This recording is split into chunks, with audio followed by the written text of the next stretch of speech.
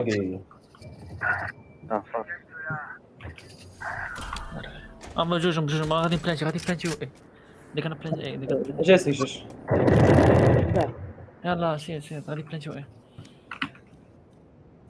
غادي بلانتي ايه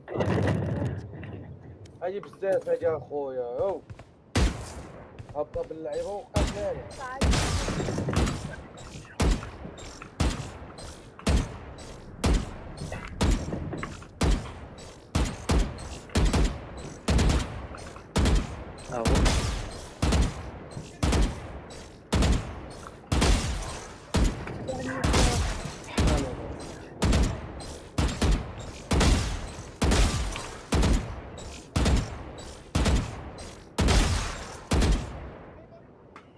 كان اوفر تايم يسمع ليش يجوا درا الدري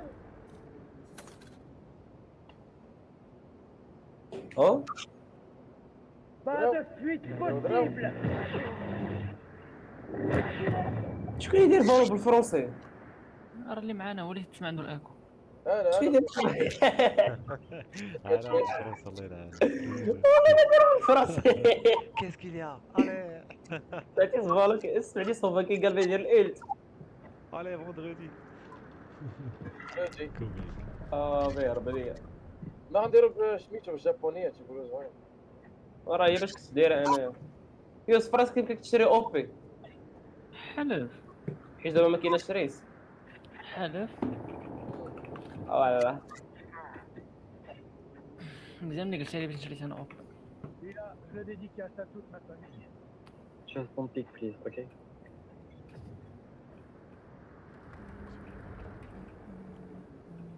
She's coming, don't you?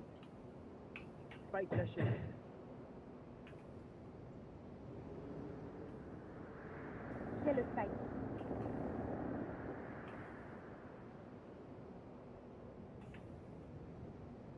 حس راسي غير موتي مغدوره صافي So I'll go. فيها 110 فيها 110 جد فيها 110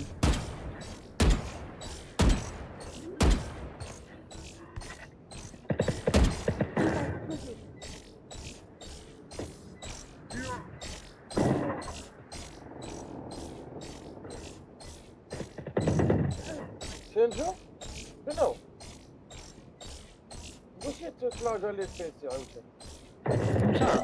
Un mort.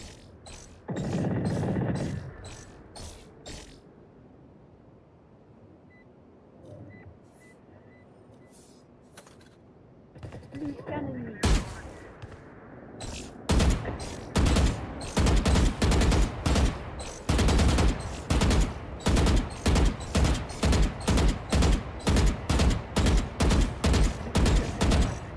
ديما اللي كنت عايش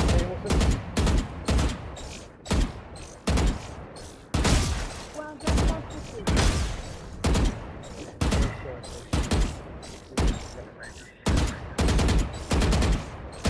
No,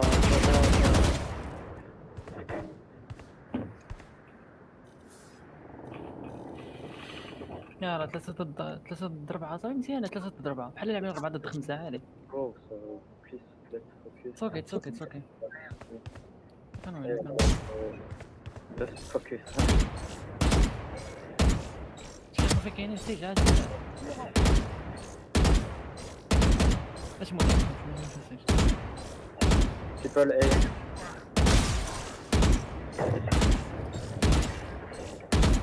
سيج هيني Pourquoi?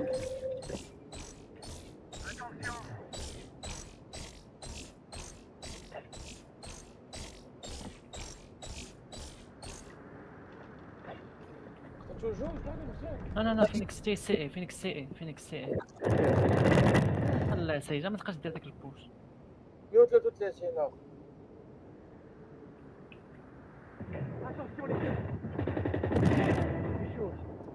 Sova A Plus qu'un again. ennemi. Enemy. Where is Sova? Enemy. Okay, I'm gonna help you. Wait, don't die. Wait. Yeah. Fuck. He take 40. It's okay.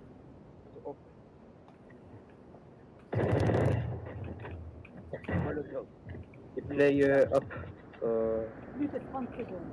عذب لي حياتي.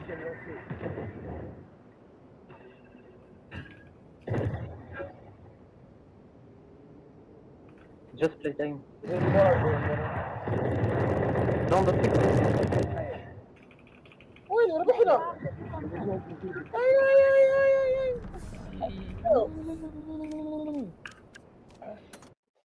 عذبناهم 3 في 5 هذا تشوف واعرين واعرين حنا وخا.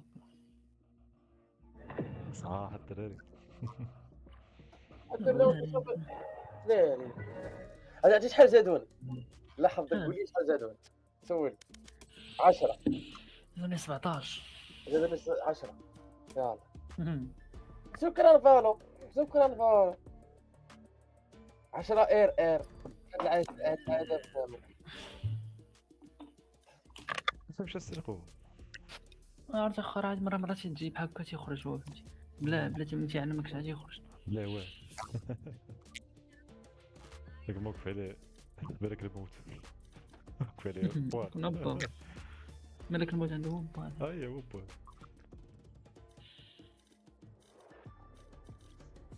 صوني ليه نصوني ليش ما نصونيش ليه. هو كاين بيورانت تاور ابيتو نديرو 5. عرفتي دابا جوج جيمات انا غتقوم باودين. ويلي الجيم الاولى ايسيت فيها هاد الجيم هادي فهمتي تعاوننا عليها. كيف لعبتها باب روزات. لا اودين زوين صراحه بس ما زعما تلعب فيه. شوف السطوات واحد التيم كاين شي دراري جزائريين براتينيو مات. شنو هو؟ تيلعبوا باودين. كطيح ولا راه كطيح صاحبي مع ديامو واحد طاح مع امورتال. تكون تنين هذا ادم ما تيجاوبش. تيجاوبش يلا نصيب داك الميجي. ما عرفت سميتنا واحد 5 دقائق ما كاملش. شوف هاد البيرون تا هو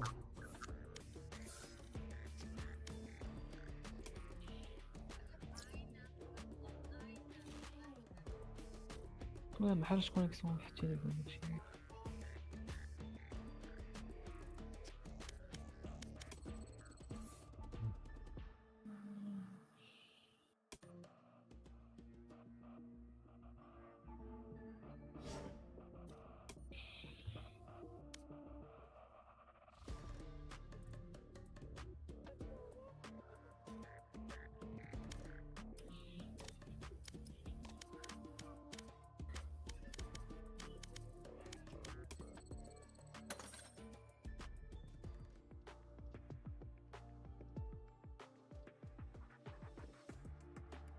لا ما هلبح واحد الكلوب اصلا جوج.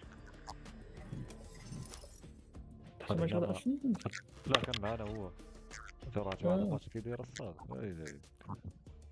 فرحنا كيما جا شي نجورا مشيت كيف صح.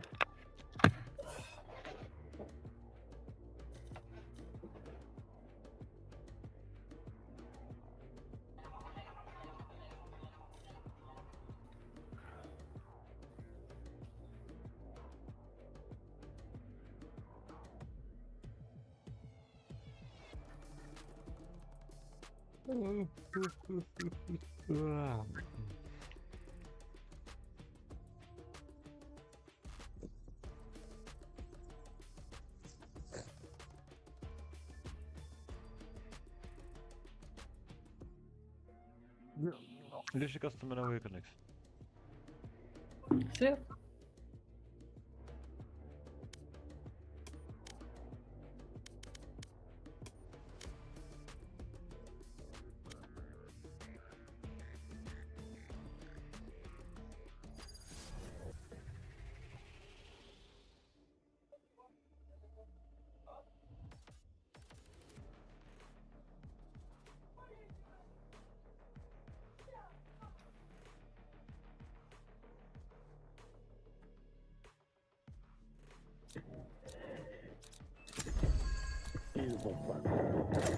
Watch anyway.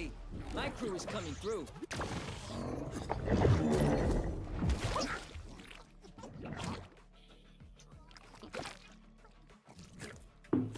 اي الدري اللي معنا غير جايبين حيت ما بيكاش. زي ما بيكيتيش.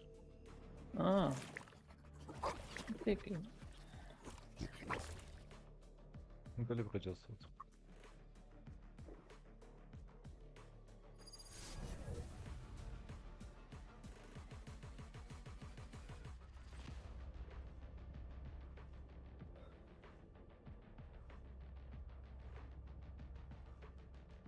They don't want this fight. encore.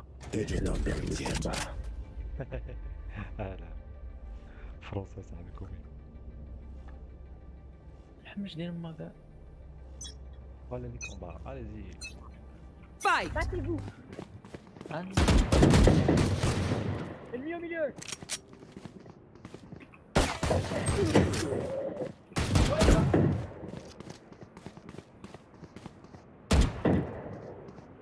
Seconds left. ربيران. شات.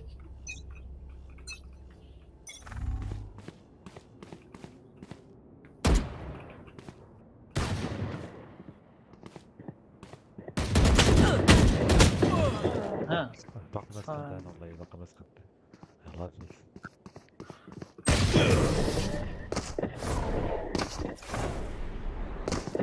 هكا اخي وين؟ ثانية.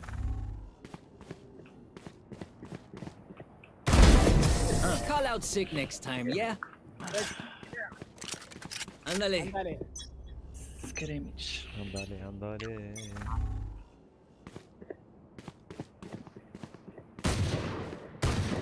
Ennemi au milieu. Cálmate, hotshot.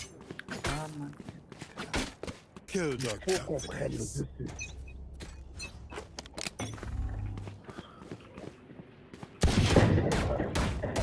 Ennemi au milieu. اليمين. Couldn't just be friends, huh? Establishing perimeter.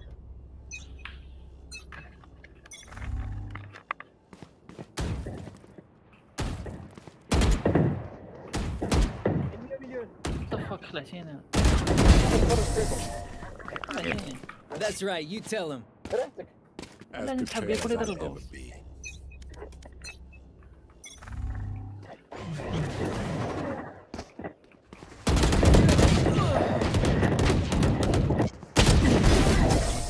You weren't made for this. Brick by brick.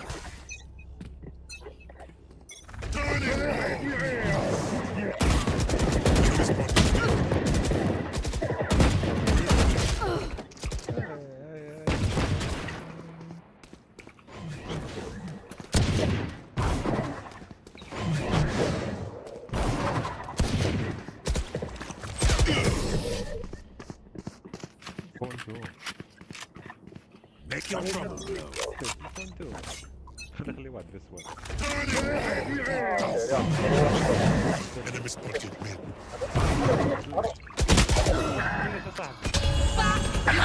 انا هربت انا صاحبي. انا بقول جاني انا بقول.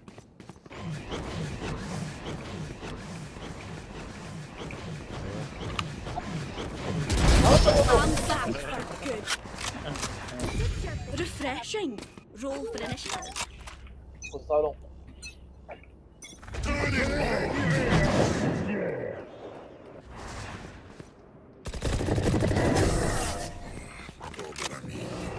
Here, catch.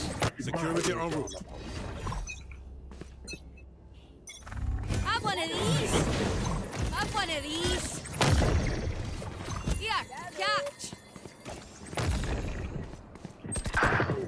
اقدر نقل. Have one of these. Have one of these. And that's another dead one. Pas mes les compétences. Come on then.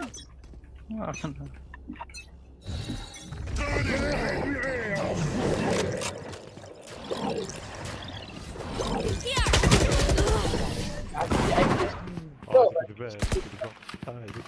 I don't quit. عندك الشيء اللي كل واحد يمشي جهه.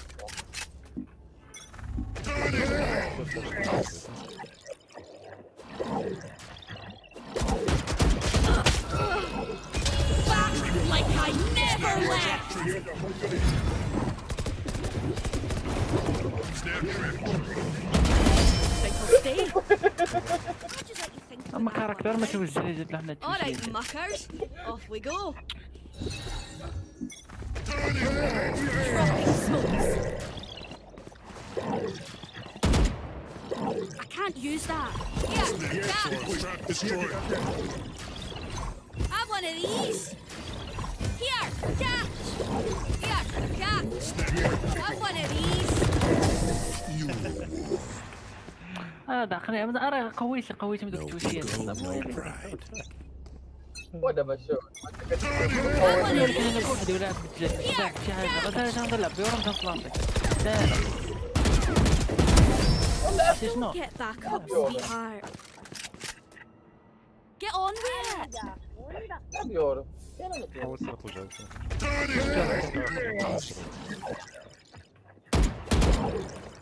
Trap trigger. Enemy spotted mid. You made a mess of yourself. السنه كامله 15 ما تقولش خرج شي أصعب الله يجعل البركة. لا هذا عادي انا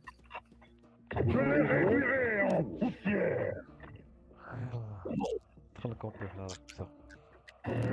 what the fuck خرج بالرين.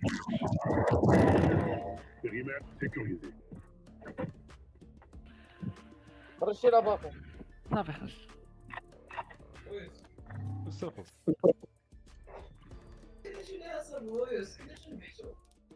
السيخو مشيت نسترخوا ما يرقدوا. ويلي كي عرفتي درت لهم ثاني باوضي كيما درت ديك الجيم اللي قبل بحال هكا درت لهم ثاني نسمعك شي ولاد صوتك ضعيف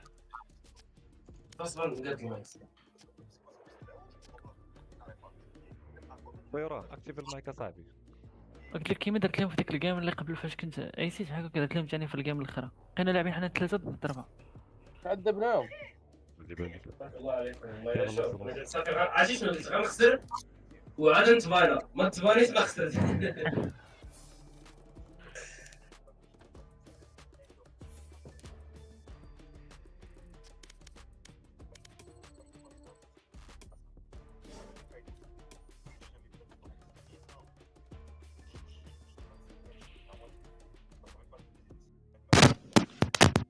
صافي لونسو الدراري دايرين فرانكفورت في البينغ اش طرا لك الشيخو ادم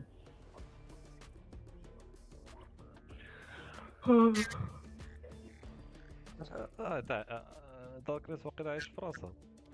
باريس عباد 5 ام اس. نسيتو 5 ام اس اف اس صدق تبارك الله حتى الو وين دابا صوتي اش طرا لك هذا قبيله واش صوتي بعدا مزيان مخير لا مزيان مزيان قلت لك تقطع الضوء في الدار ورجع ولي فين عرفت راح يصونيت لك ما توصلش لابي اصل في خصو. الو كاين شي صداع شي تخشيش الدري اللي عند تخرجيش داك خونا انا لا صوتك كيتسمع لي عنده عرفت عرفتي اش بغيتي دير باري بيوران مكرفس عندها البينك شويه فرانكفورت. شكون هو هذا هو ديما مكرفس اللي باري 84 يلعب صاحبي يلعب هذا وقت في الكربات من طلع عليه 100 وصل. باري توكسيك بزاف صاحبي يا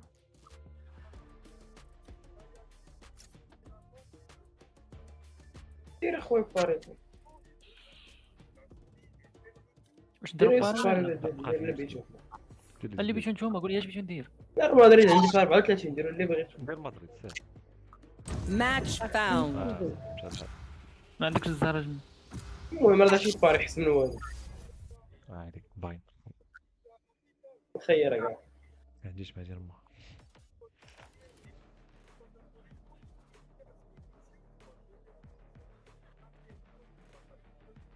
هكا عمر سبامي داك اومن هاي كيلجوي. ديك هاوي خصني انيشيتيف I've already thought of everything. طبعا تريبل سنتين كان مزيان. هذا هو بيور اللي كان تلعب في اومن. هو لاست داكشي شبيك. ملي يلا تفكرتو ملي انستالوك هذا اومن يلا تفكرتو.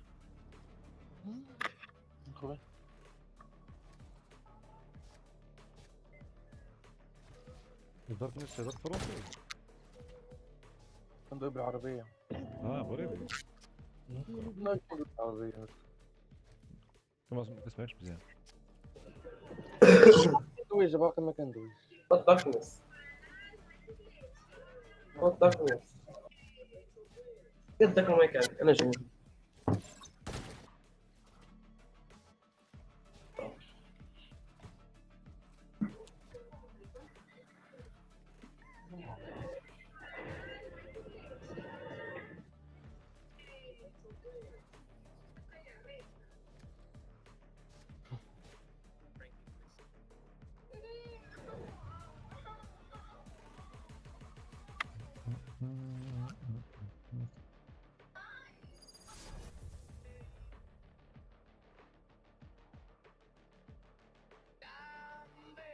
KO level with me.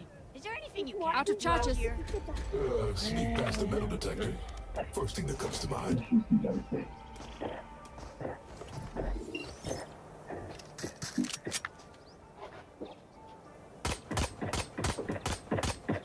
Reloading.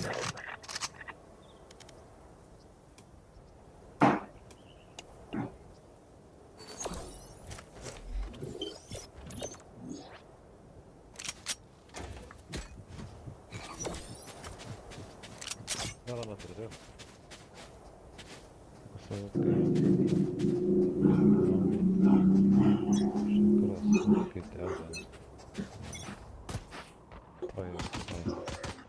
Enemy spotted B.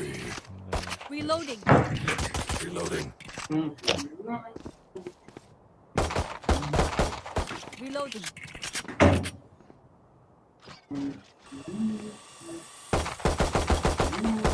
Reloading. يلا استاخو. انا جيت. بيورا. ايش؟ شكون نيكست؟ يلا يا صاحبي. ايش؟ Spike down B. ايش؟ صاحبي. I'm sorry. I got the spike.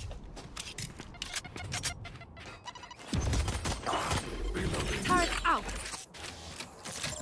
ما تبغاش كتهز الدنيا هذا. Shadows traveling. قد سبامي Shadows traveling. قد اختلم. مش كتعرف كيف يصير الزهر لا. صافي سيبها يلا يوسف. Enemy spotted B. يلا بلان تشوف. عندك تيكاويز اي كاركتر نعرفوا ليه. يلا سير صاحبي يلا بلان تشوف. يلا رشيد.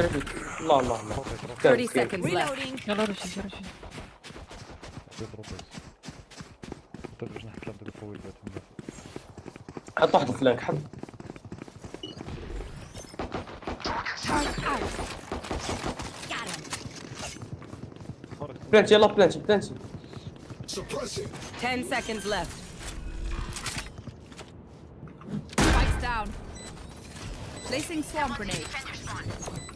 Placing swarm grenade. One enemy remaining. ونشوف. Placing alarm bot. شو؟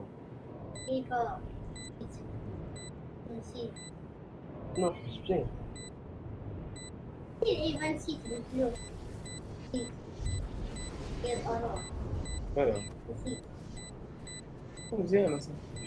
لا دي حزنتي ما بتخلص. Swarm grenade out.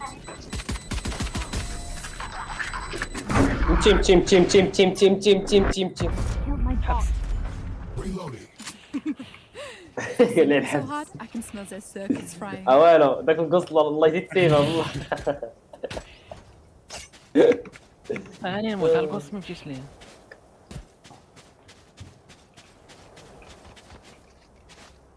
علق متي علق. اشتروا بايو معنا. بايو معاه. انا بايض الله يجعل البركه. علق اش غدير؟ متي علق. انا بايت. Reloading. اسمع واش البايت ديالك انا بايت. الله يجعل البركه. قلت لك تتذكر يا نتذكر كاملين يا باش. الله ممكن. Placing sentry. هيل ناري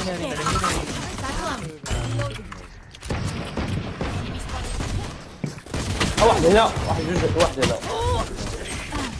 Spike down B. Last player standing. ما كنتش غندخلوا السايت كلها هنا. نلعبوا شي واحد يدخل كاع. دخلت للصيد انا ولكن وراك يسمو راه. Come get some. لا دورة البعبع.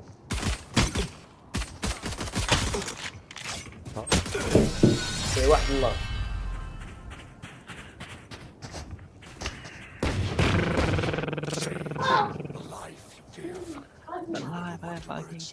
شوف عيان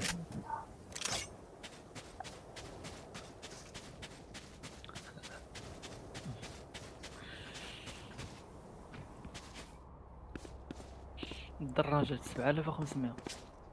شنو هي 33؟ قلت لك كل شوي فيها We واحد need an edge. Leave it to شنو هي me. 33؟ تفرج ندير لهم واحد القلب. ديال شكون جاب هذا؟ شي حاجه فرانك Shadows traveling. Shadows traveling. Enemy spotted A. Placing sentry. ها في هيد ناري في هيد. Reloading. راه كتمشي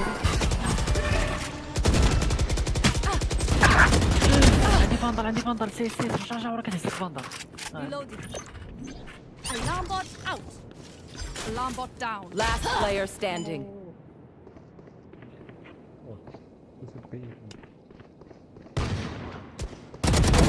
You fought well.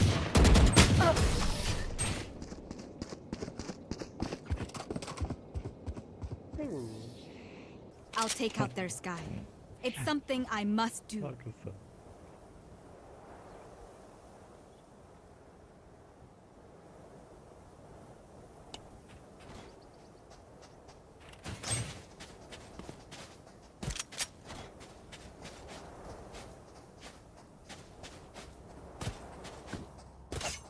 صغير ما ناوي صاحبي. هكذا ضربيه كبيره ولا ما خلعتيني. الله Enemy spotted B. كاليتي عليا فرج واحد النايف ادم والله فرج ادم والله الا انا احسن منك في النايفر. Recalling my bot. عارف اللي كاين. لا شو حكايه.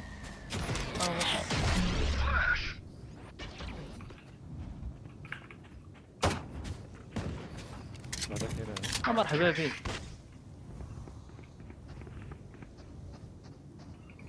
قالوا لك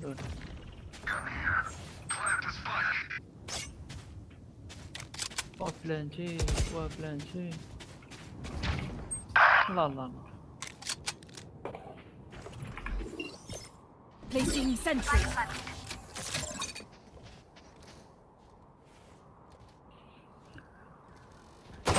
Last player standing.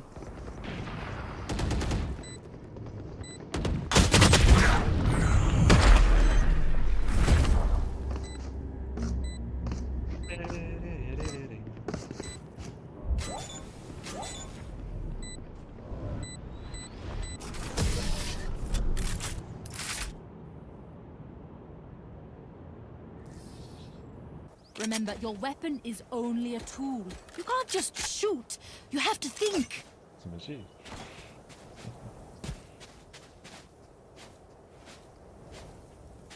اجي امشي واقيلا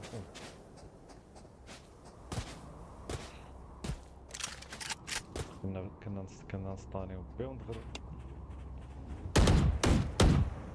Quick peeks now. صاحبي توكسيك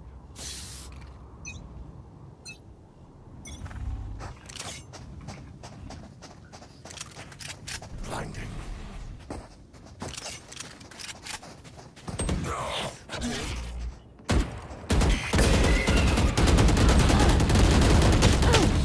Skye kill. My ultimate is ready for you. Fire! Duty is not over.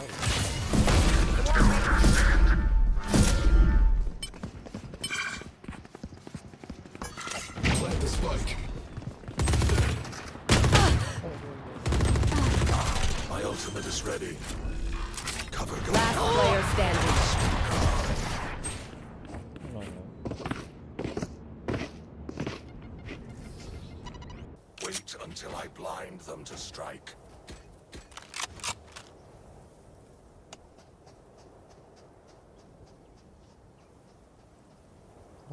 بينغ صاحبي فرانكفورت. واو واو واو.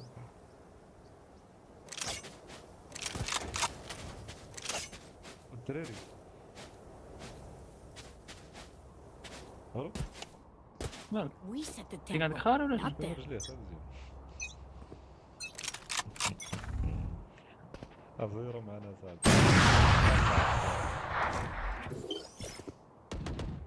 Turret out.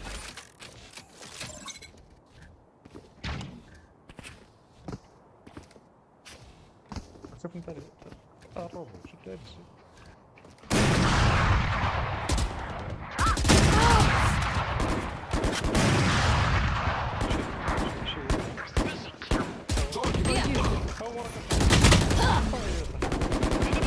One day. You had your fun. My turn.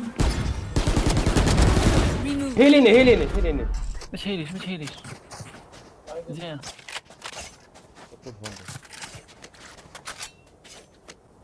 هذا راه باقي لها 35 سكوند 35. Here. اجي قرب لها السير. قرب لها انت فين غادي بتبوش. لا حول ولا قوة. 30 seconds left. Can't use this yet. Healing you. Bomb buddy out. Satchel out. Last player standing.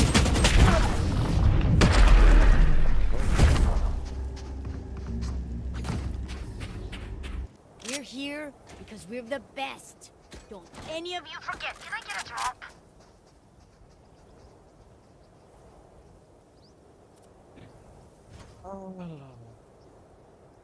اش واقع الدراري. ويوسف والحبس.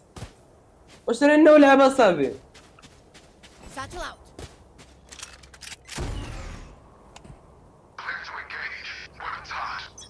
معك واش شري لي معاك. Thanks.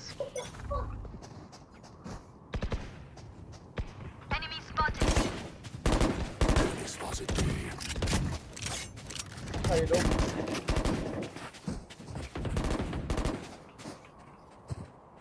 Reloaded. Placing sentry. Flashbang. Face your fear.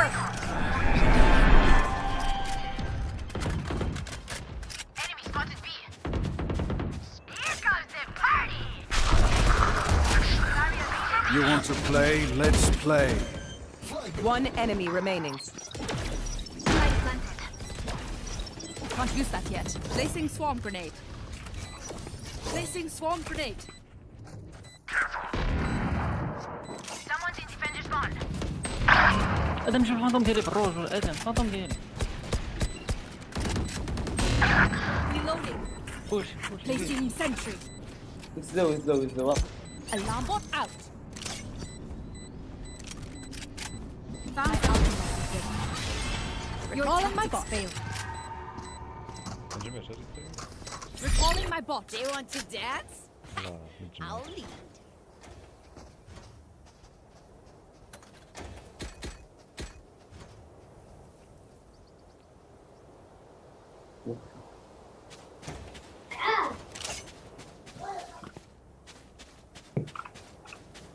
عرفتي تبداو لك اومن بالرجوله.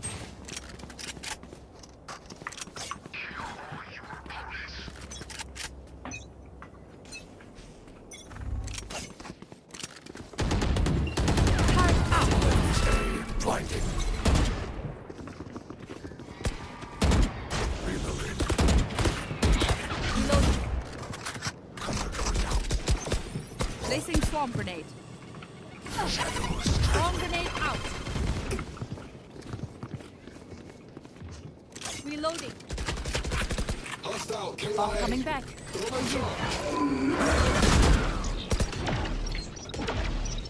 Flashbang. اومن راه في ذاك Can't use that yet. موراك اومن داك الداخل. شوف واخا تقدر تريفايفيني. ضرب الدور تريفايفي. ضرب الدور ضرب. انا فيك لا اومن. عندك صافي سير صافي ما كاينش واحد. Turret out. One enemy remaining.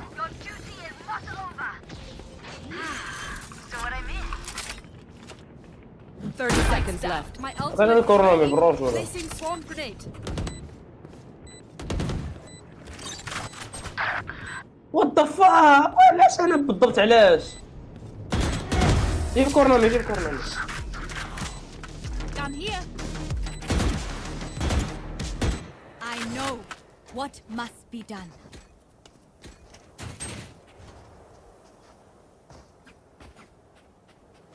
انا ما كنتش صاحبي في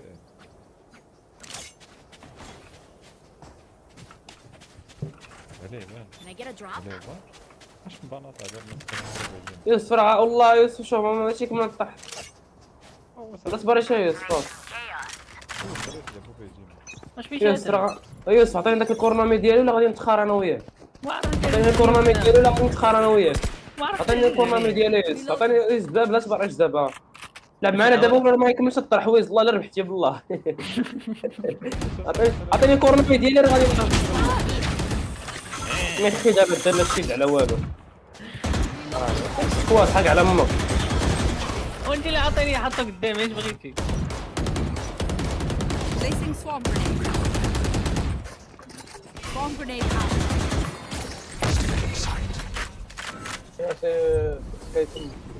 Placing sentry.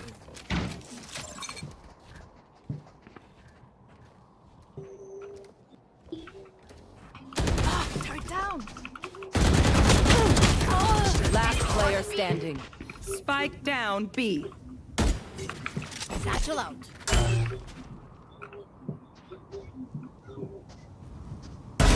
One down. Satchel out. 30 seconds left.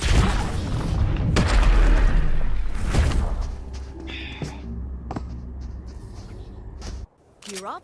Stay safe. We're going back. راه ضيعنا شي بزاف الناس شي واحد باش تسكن خالته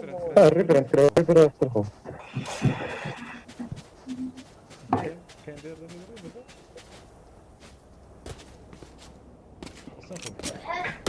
عاونا Can I get a drop? Thanks. Can I get a drop? شري لي سيف شري لي Thanks. هو Stealing sight. الشامبيون هذا كيفاش تيعجبني هذا واش تهبير ولا ما Reloading. انت تعجبك اكثر اكثر تصدع بحال قلتي الريفر برايم الكورنامي ها فيهم داك الصداع مع الفلوس Shadows traveling. الشامبيون صبر بحال فيه بوشي Reloading. واه الكورنامي واش واه على صاحبي الشامبيون شتي Turret destroyed. Last player standing. تفوتي وتصور الفلانك اصاحبي هو كيتجوع حنا شي حاجه في الفلانك حطينا صاحبي راه فرق Once more into battle. فرقعوها هو اسمع راه خاصك تعرف كيفاش فرقعوها واقيلا خاصك تعرف واش فرقعوها راه كتطلع عليك ثاني مره طلب فيها مع الثالث ولا ثاني يا فرقعوها بس ما حتى حاجه نقول لي انا ما تلعبش كاع لعب ويز خويا خليك في البريش ديالك خاصك تعاود تخلص تعاود تشري ولا غتسيفي I will be دير السيف راوند سيري نبشرو وانت راه ما شاري والو واش انت هبيل راه حيدتو دابا مسيفي 5000 Got one. سيفي كلشي رانا شريت سبكتر وشريت صغير cover going out. Shutting them down. One suppressed. There. Reloading. I got the spike. I got the spike. Grenade. Reloading. راه انا غادي نديفانديك اصاحبي راني ديوريست Placing swarm grenade. One enemy remaining. Flash. Reloading. Reloading. Placing alarm bot. Reloading. Reloading going out. كتعمل سنة القلم.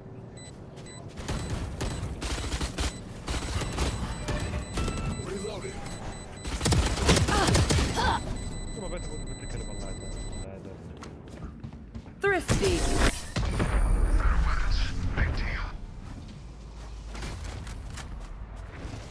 Last round before the switch. We cannot keep our goods after this. Spend all. كيفاش؟ صافي بالي. كيفاش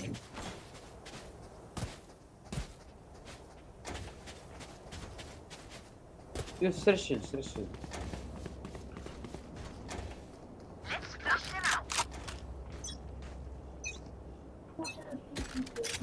You want to play? Let's play. Placing sentry. Reloading.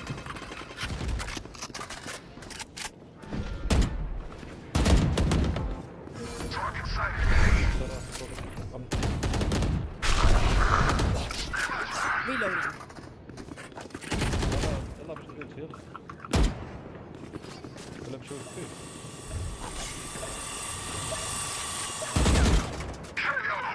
Bot coming back. يلا يب.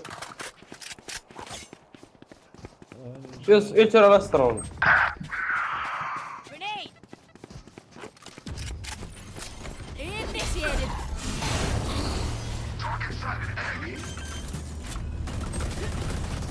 يس باسترون يس. يس الله يحرق لك منك. Placing sentry. يا مسالي. Area is clear. Placing swarm grenade. Placing swarm grenade. Last player standing. قاعد حتى اللعيبة. واحد.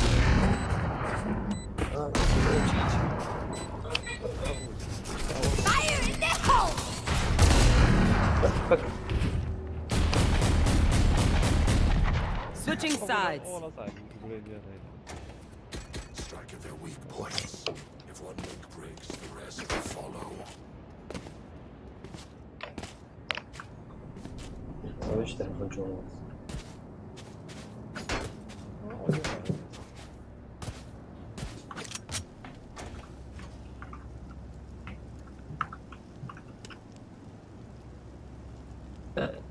انت تشوف.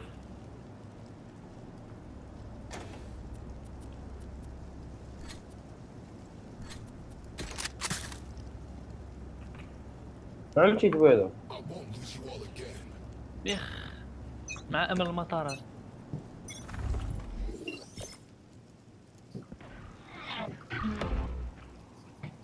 Turret out. Turret destroyed.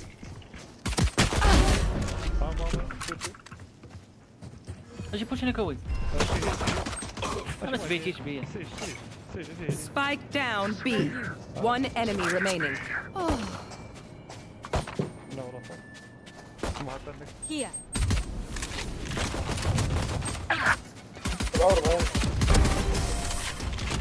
You tried. وستيفي عاوتاني شوف ما اشتري والو عاوتاني. داكشي اللي بينا نديرو. My burden never ends.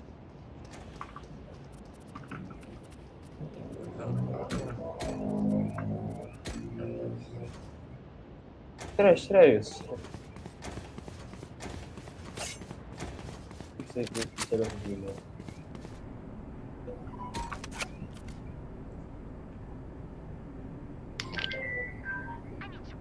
شرا الدراري شرو نتوما لاعبين بلا شيل.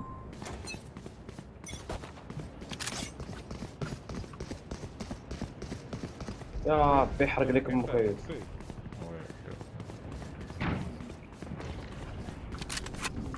كاينين بي خليك بي ولا لاعبين سلوك. garage. Placing swarm grenade.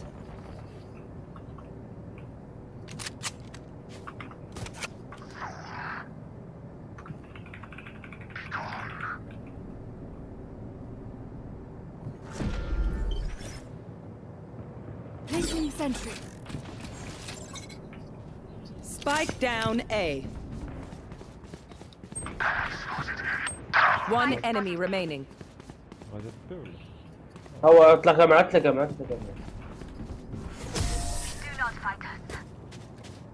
Recalling my bot.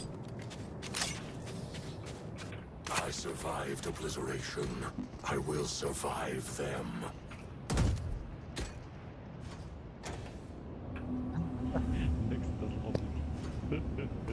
راه اول شي نسيبي من قبيل. والله زين.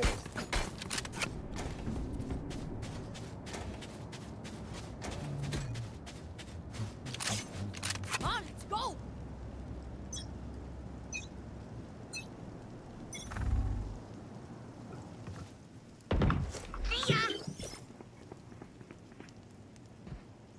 Placing sentry.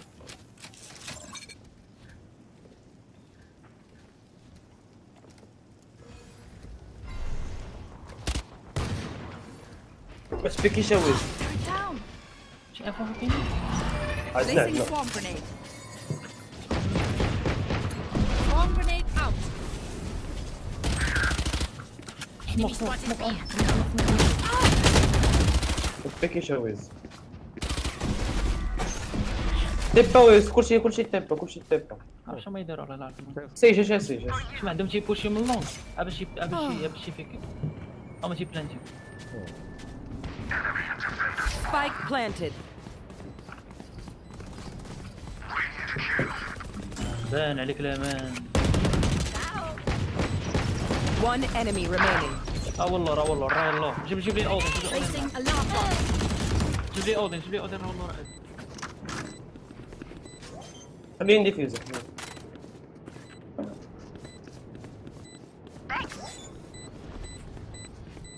Bot coming back. Game. Stop it. سيج واش هزيتي ها هو. I'll shut them down. Until then, survive. Can I get a drop? هكا سيج. عندي هيك.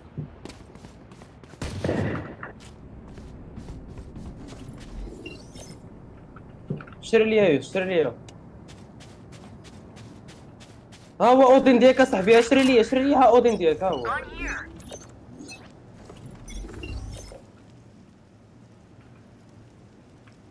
كيلجوي. اوفيس حط اصاحبي الطرابات ديالك هذا داكشي اللي حطو ترفات Placing swarm grenade. كراتي. ايوا اللعيبه ديالك Placing الفيو. swarm grenade. شي افو.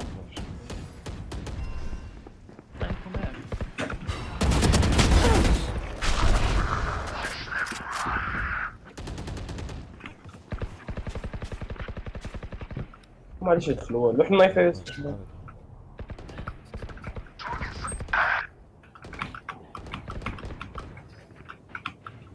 Spike down B.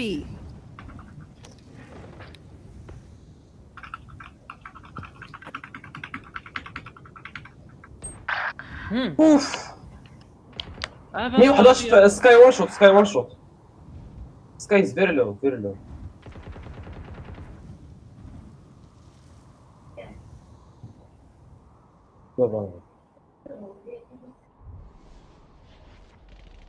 One enemy remaining. هيليرا هذيك سكاي وان شوت سكاي. Last player standing. هاي فريكي والله الا فريكي. ضربت 111 ما عندك حتى هيليرا. بليتها لا ما تمشيش. هاي القند ديالك الله يسر كاع. 10 seconds left.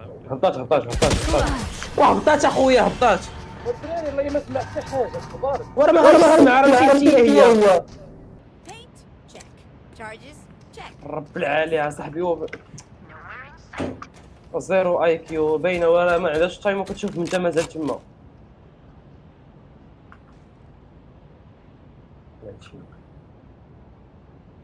111 في الخدمة التكنولوجية.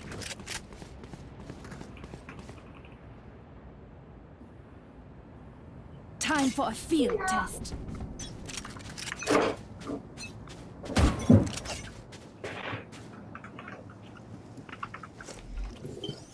Turret out. قربت ديكا كيلجوي. Placing swarm grenade. الكيو ديالك هنا الكيو. والكيو راه كداماجيهم داكشي ضربتي راه كتجبر النص هكا. ما خلص الضغط على البداية وليتها.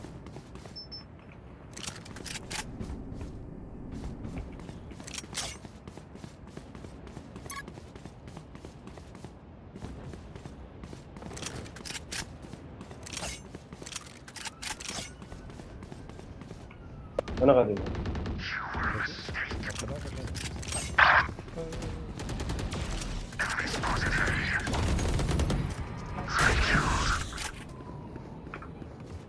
سير كيلجوي سير صافي صافي.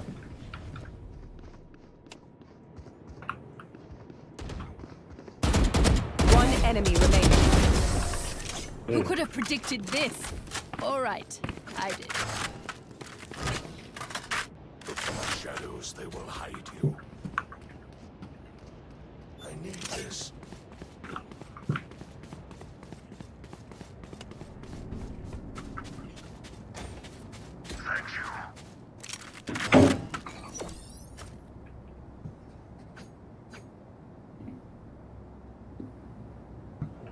حط هذيك هنايا. Swarm grenade.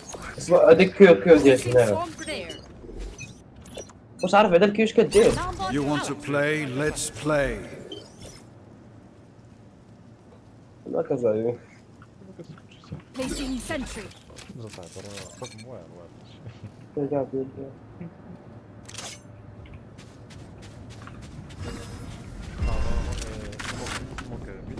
Grenade.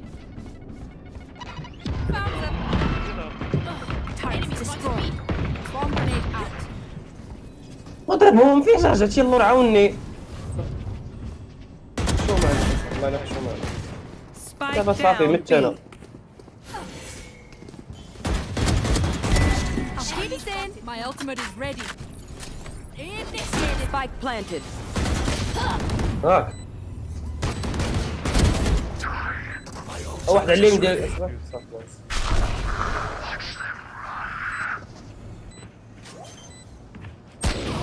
One enemy Skye remaining. killed.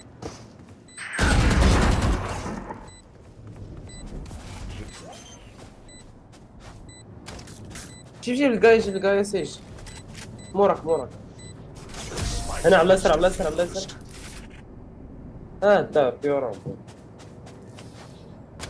Everyone note down your observations, then let's run it again. شكون عنده شريف؟ عطيني نسى الشريف نلعب انا هلعب اوبن.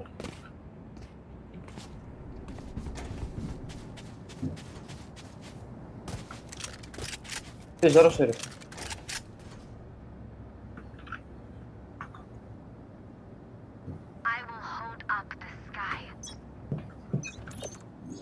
Placing alarm bot. Placing swarm grenade.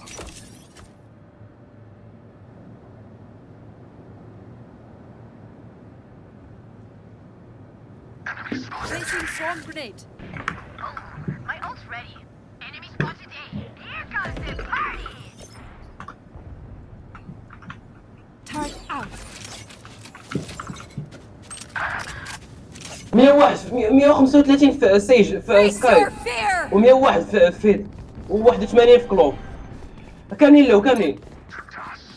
له الموني تقدر دير شي واحد في راسك. غيرو تيتي وحيش هما له. كاين الصفر. عارف شي شاف كاملين. Your duty is not over. Turret destroyed. Swarm grenade out. Spike planted. Enemy spotted B.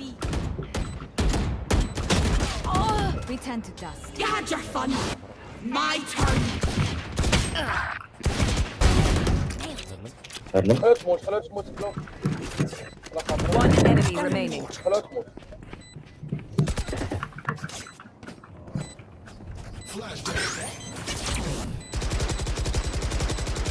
شوف اش Reloading. The spike is diffused.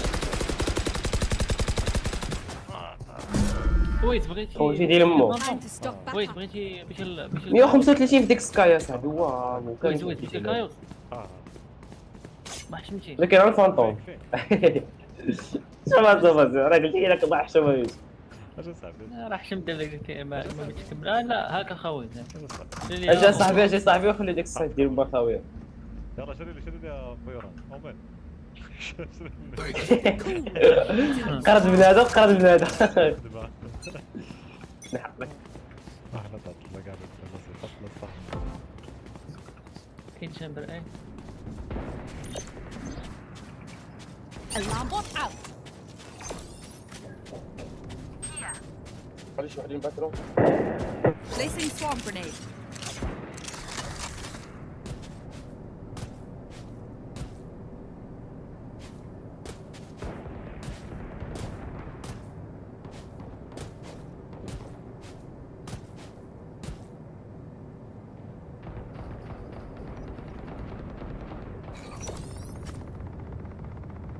Placing swarm grenade.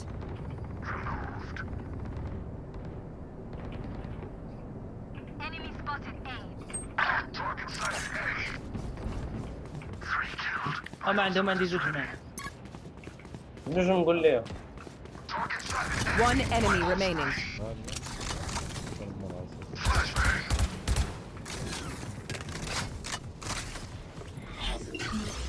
Placing sentry. 30 seconds left.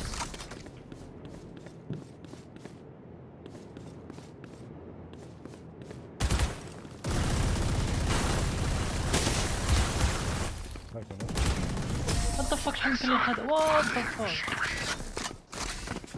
قلت نضرب من الصباح وما جاش كاع هادشي كاع الليل وانا You're going to scatter from my stuff. Super easy to pick off. خاف لا تكون مع التيم ديالك فهمتي انا ماشي بوحدك.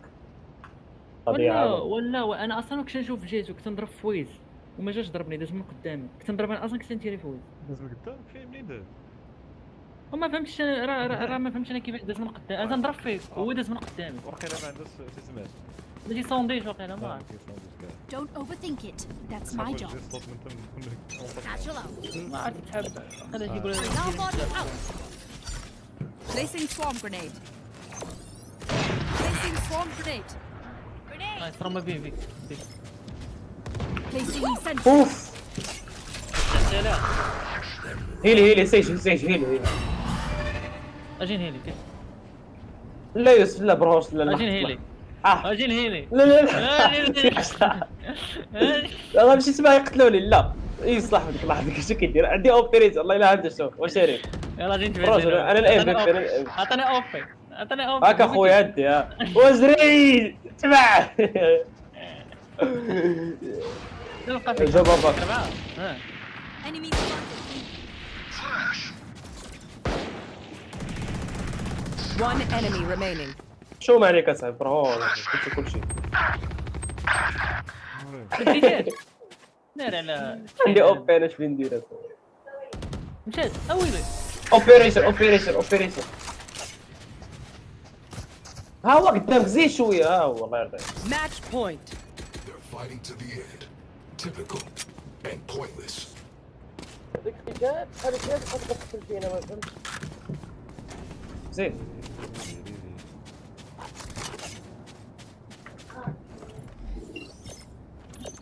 Placing alarm bot. Placing swarm grenade.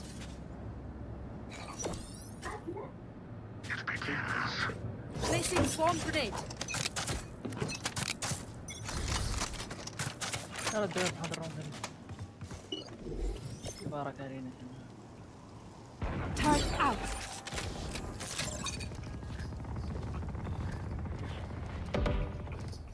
هما جوج عندنا.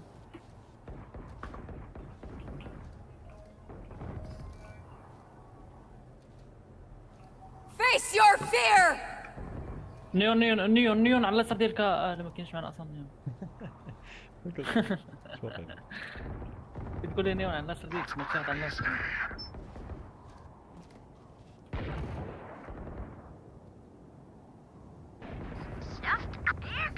كليك شي واحد كليك كاين شي واحد راه سمعتو. داك السيخو اجي بوشي اي هنا. تنسى بيقتل عليا موراك. ويلي. Spike down A. I've got your trail.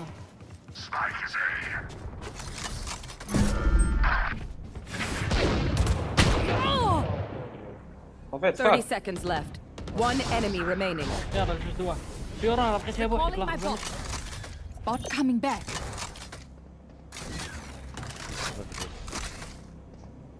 مين سبايك؟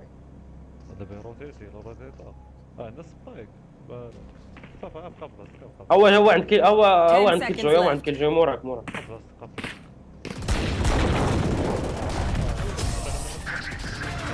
Defenders win. صافي عويز خرج حالك باش وامد انا في الماتشات ديال الربع على التساوي لك.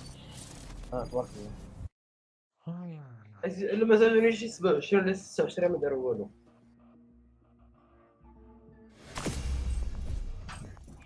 شحال زادونا؟ شحال زادوني؟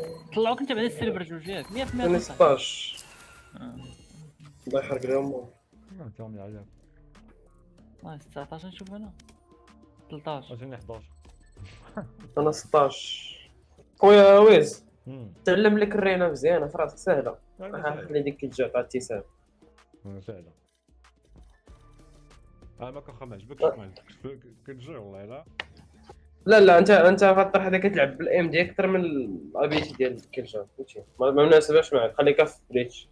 هاتي بان يلا كلشي ولا تيقول لك والله الا واعر بريتش تلعب بيه مزيان. اما داك شو نورمال.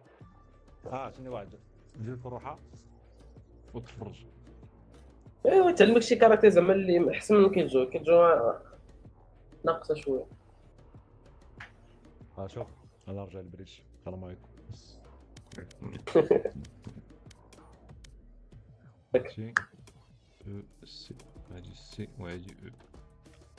كره مرة نبداو نبدلو الكونترول. حيد عليا هادشي. ما عرفتك اللي درت. واحد دقيقة ونص صافي. راه بيت غيمشي. علاش اخا غادي؟ يلاه جيتي كتمشي. انت اللي يلاه جيتي. واحد رجعنا حنا اللي يلاه جينا. روح صاحبي فاك. قلب عليك اوليدي. شفتك الصباح. بعد لعبوا في باري ياك لعبوا في باري نحيدو بعدا في فرانكفورت شويه. واش لعبوا في بارا ادم؟ شوف شحال خصها تطرحها في سميتك.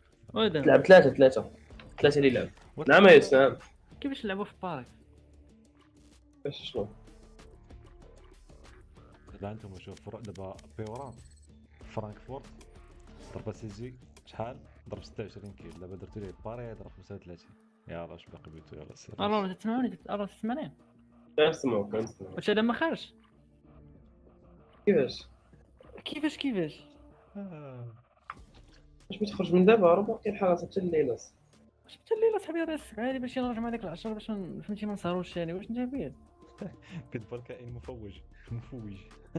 ما فهمتش صاحبي شتي انت لاحظتها بعدا فيه. اشناهي والله باش ما سمعتش بزاف هاد الاخر هذا والله ما سمعتك كاش قلتي وي. عزيزي تيبي خاطر لا ماشي لا دابا هو قال لي البارح فهمتي. زعما كون ما قالش فهمتي ما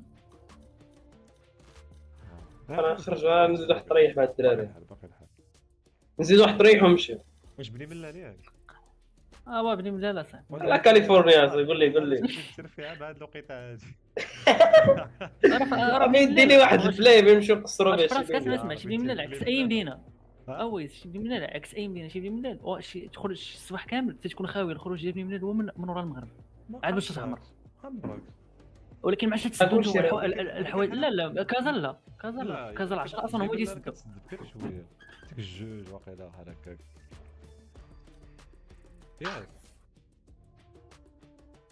ياك بيدفال. هو سمك عليك كاع ما عاد خافي مشى قطع كاع الميكرو. وابني من الليل وي دوك نيفر خرج مشى. لا راه كاين مشيت. قلتي لي ويز ديك الساط ما عادش كتسدو الحيوان تما عندكم. 12 وحده. هذاك الشيء اللي قلت لك انا براكش راه بغيتي تسدوش. واحد نتوما توريست وكذا ولكن كازا لا. كازا لا كازا بحالكم. جاتي واحد كيفاش- دقيقه كيفاش ديري واحد كازا بحالنا؟ دقيقه ولونسي كيف هادشي. هذا حتى هي ديك 12 وحده كتسد. انا جاي انا جاي. هي بحال قلتي طنجه مراكش اكادير تيبقاو حالين في الليل.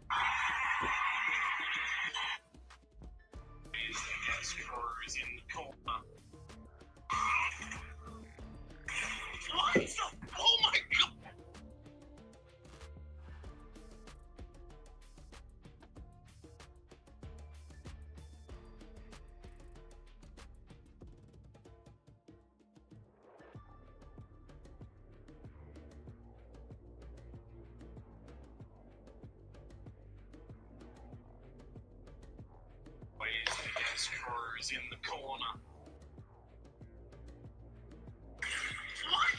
Oh my god! Screw.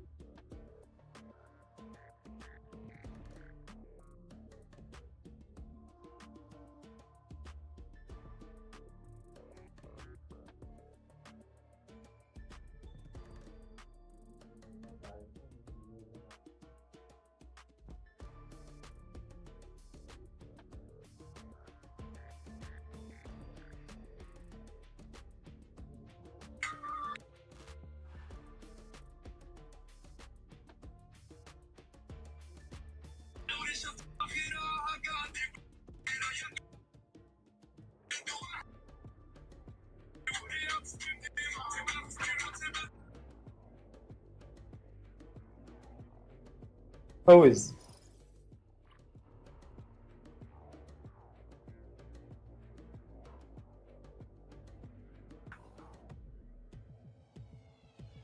الدراري انا واحد ربع ساعه ونجي تفضل ديروا شي طريح كلمه. كيفاش ربع ساعة؟ غنمشي نقجع الغلط فيه. يلا سير.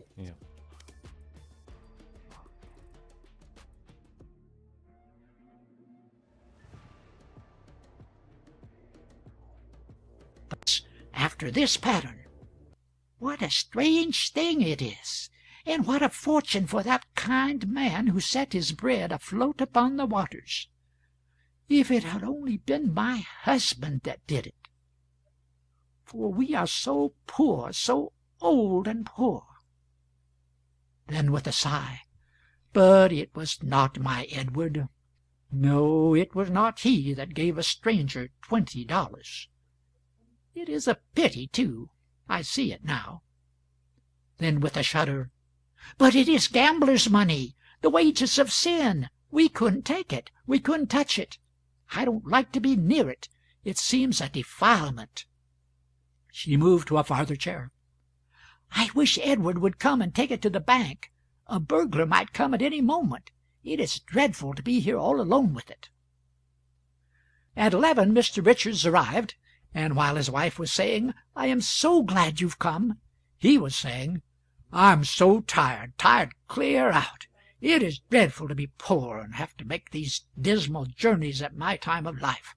Always at the grind, on a salary, another man's slave, and he sitting home in his slippers, rich and comfortable.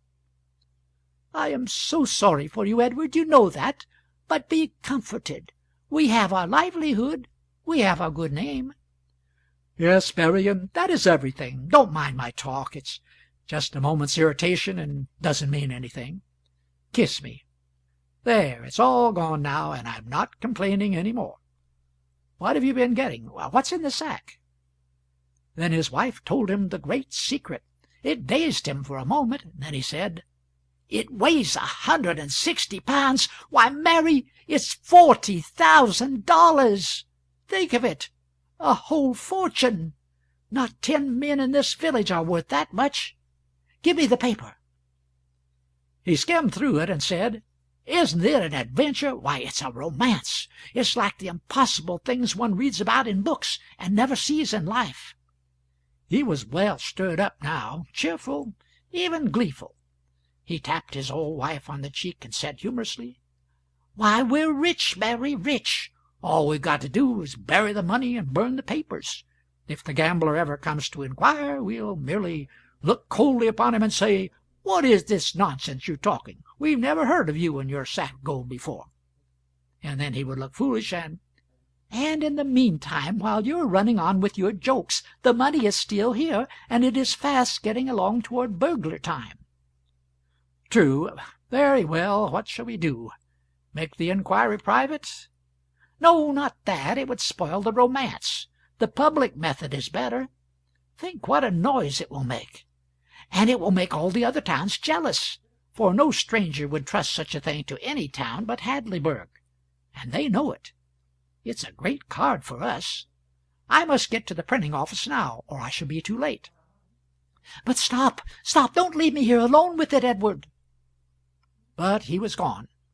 For only a little while, however. Not far from his own house he met the editor, proprietor of the paper, and gave him the document, and said, Here's a good thing for you, Cox. Put it in. It may be too late, Mr. Richards, but I'll see. At home again, he and his wife sat down to talk the charming mystery over. They were in no condition for sleep. The first question was, who could the citizen have been who gave the stranger the $20?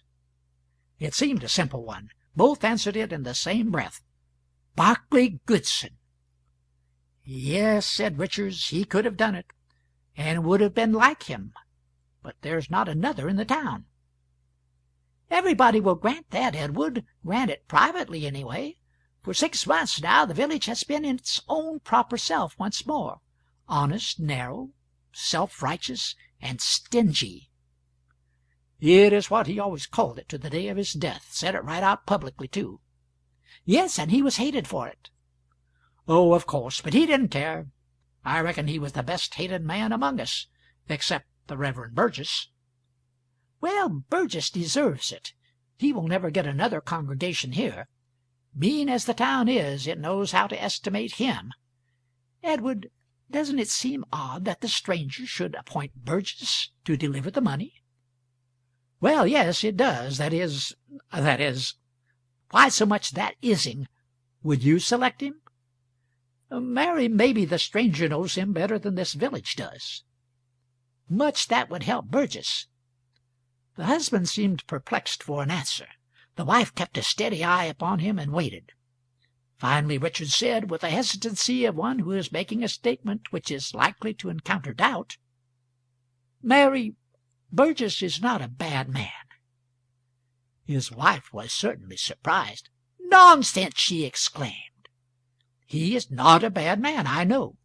The whole of his unpopularity had its foundation in that one thing, the thing that made so much noise." That one thing, indeed, as if that one thing wasn't enough all by itself. Plenty, plenty. Only he wasn't guilty of it. How you talk! Not guilty of it? Everybody knows he was guilty. Mary, I give you my word, he was innocent. I can't believe it, and I don't. How do you know? It's a confession. I'm ashamed, but I will make it. I was the only man who knew he was innocent. I could have saved him. And, well, you know how the town was wrought up. I hadn't the pluck to do it.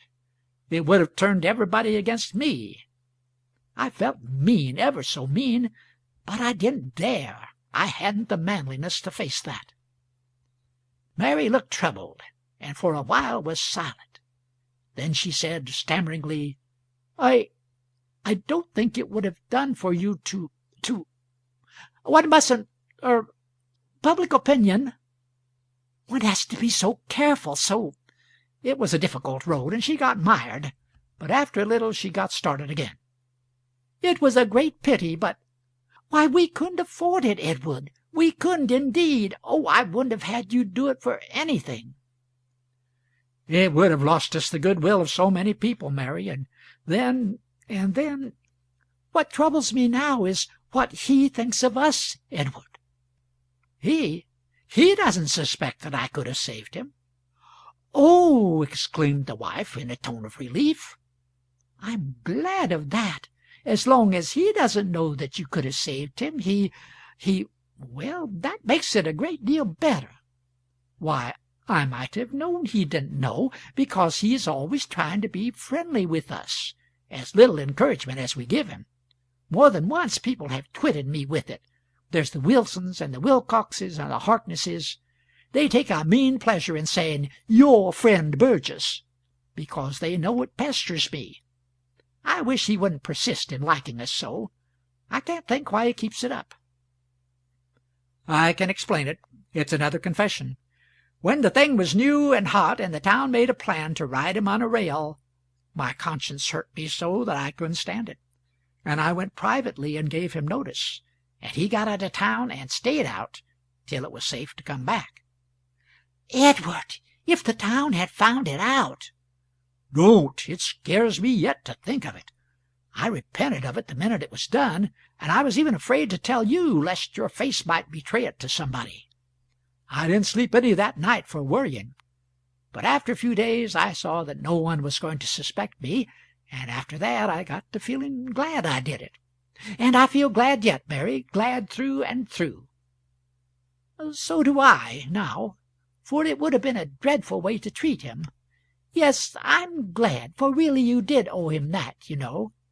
But, Edward, suppose it should come out yet, some day. It won't. Why? Because everybody thinks it was Goodson. Of course they would. Certainly, and of course he didn't care. They persuaded poor old Salisbury to go and charge it on him, and he went blustering over there and did it. Goodson looked him over like as if he was hunting for a place on him that he could despise the most, and then he says, "So you are the committee of inquiry, are you?" Salisbury said that was about what he was. Do they require particulars, or do you reckon a kind of general answer will do? If they require particulars, I will come back, Mr. Goodson. I will take the general answer first. Very well. Then tell them to go to hell. I reckon that's general enough. And I'll give you some advice, Salisbury. When you come back for the particulars, fetch a basket to carry what is left of yourself home in. Just like Goodson, it's got all the marks. He had only one vanity. He thought he could give advice better than any other person. It settled the business and saved us, Mary. The subject was dropped. Bless you, I'm not doubting that. Then they took up the gold sack mystery again with strong interest. Soon the conversation began to suffer breaks, interruptions caused by absorbed thinkings. The breaks grew more and more frequent. At last Richards lost himself wholly in thought.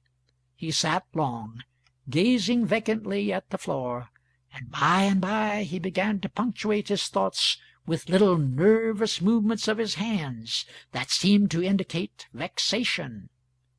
Meantime his wife, too, had relapsed into a thoughtful silence, and her movements were beginning to show a troubled discomfort. Finally Richards got up and strode aimlessly about the room, plowing his hands through his hair, much as a somnambulist might do who was having a bad dream. Then he seemed to arrive at a definite purpose, and without a word he put on his hat and passed quickly out of the house. His wife sat brooding with a drawn face, and did not seem to be aware that she was alone. Now and then she murmured, "Lead us not into but we are so poor, so poor. Lead us not into who would be hurt by it? And no one would ever know. Lead us." The voice died out in mumblings. After a little she glanced up and muttered in a half-frightened, half-glad way, "He is gone. But, oh dear, he may be too late, too late. Maybe not. Maybe there's still time."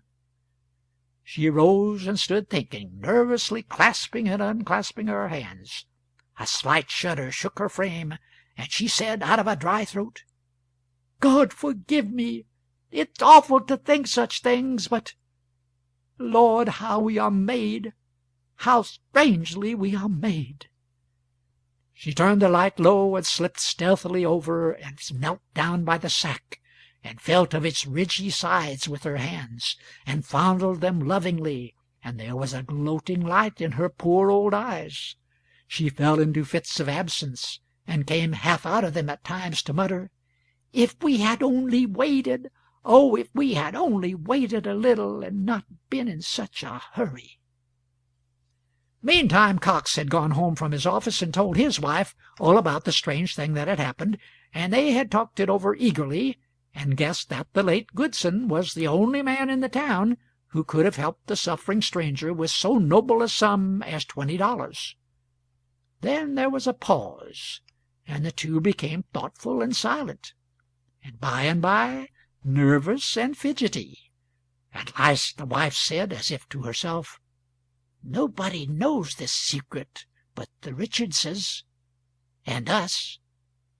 Nobody."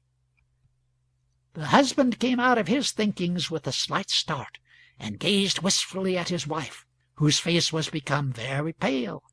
Then he hesitatingly rose and glanced furtively at his hat, then at his wife, a sort of mute inquiry. Mrs. Cox swallowed once or twice, with her hand at her throat. Then, in place of speech, she nodded her head. In a moment she was alone and mumbling to herself. And now Richards and Cox were hurrying through the deserted streets from opposite directions. They met panting at the foot of the printing office stairs.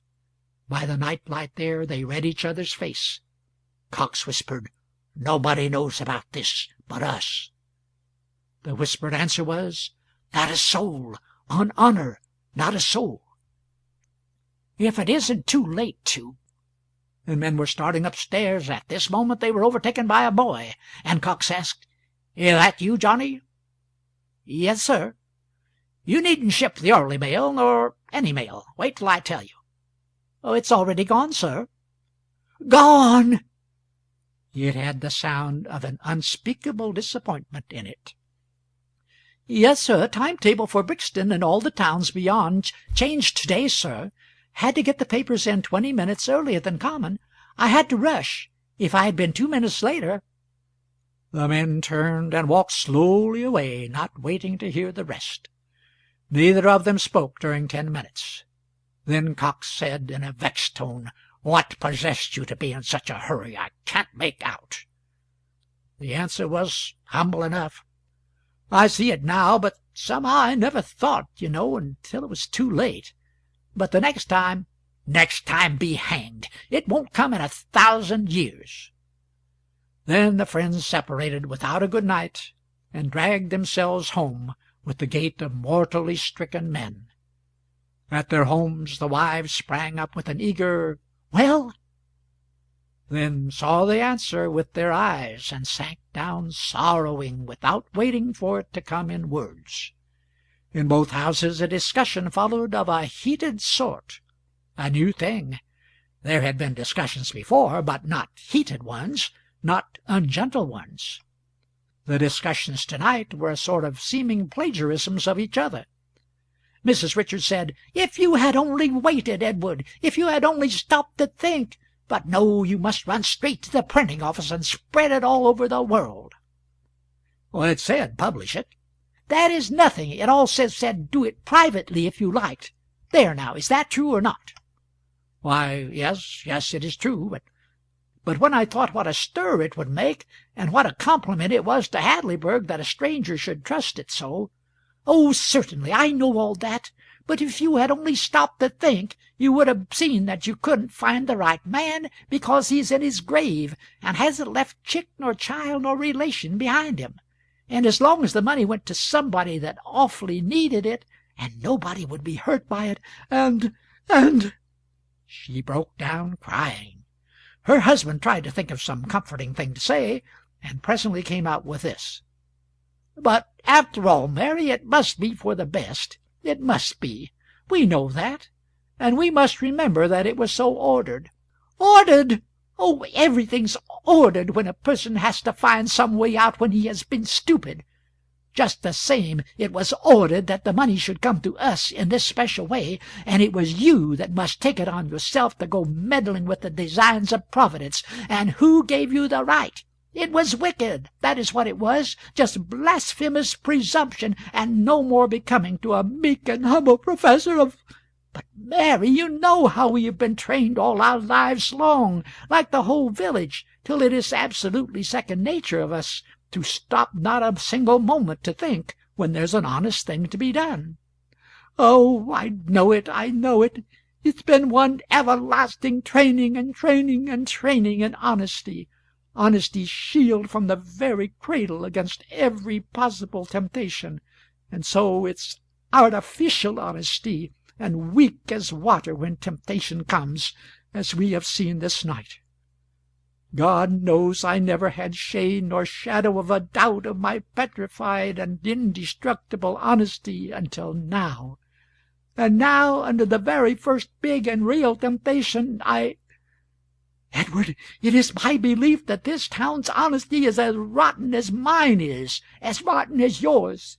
It is a mean town, a hard, stingy town, and hasn't a virtue in the world but this honesty it is so celebrated for and so conceited about. And so help me, I do believe that if ever the day comes that its honesty falls under great temptation, its grand reputation will go to ruin like a house of cards. There now, I've made confession, and I feel better. I am a humbug, and I've been one all my life, without knowing it. Let no man call me honest again. I will not have it." Well, Mary, I feel a good deal as you do. I certainly do. It seems strange, too, so strange. I never could have believed it, never." A long silence followed. Both were sunk in thought. At last the wife looked up and said, "I know what you are thinking, Edward." Richards had the embarrassed look of a person who is caught. "I'm ashamed to confess it, Mary, but It is no matter, Edward. I was thinking the same question myself. I hope so. State it. You were thinking if a body could only guess out what the remark was that Goodson made to the stranger. It's perfectly true. I feel guilty and ashamed. And you? I'm past it. Let us make a pallet here. We've got to stand watch till the bank vault opens in the morning and admits the sack. Oh, dear, if we hadn't made the mistake.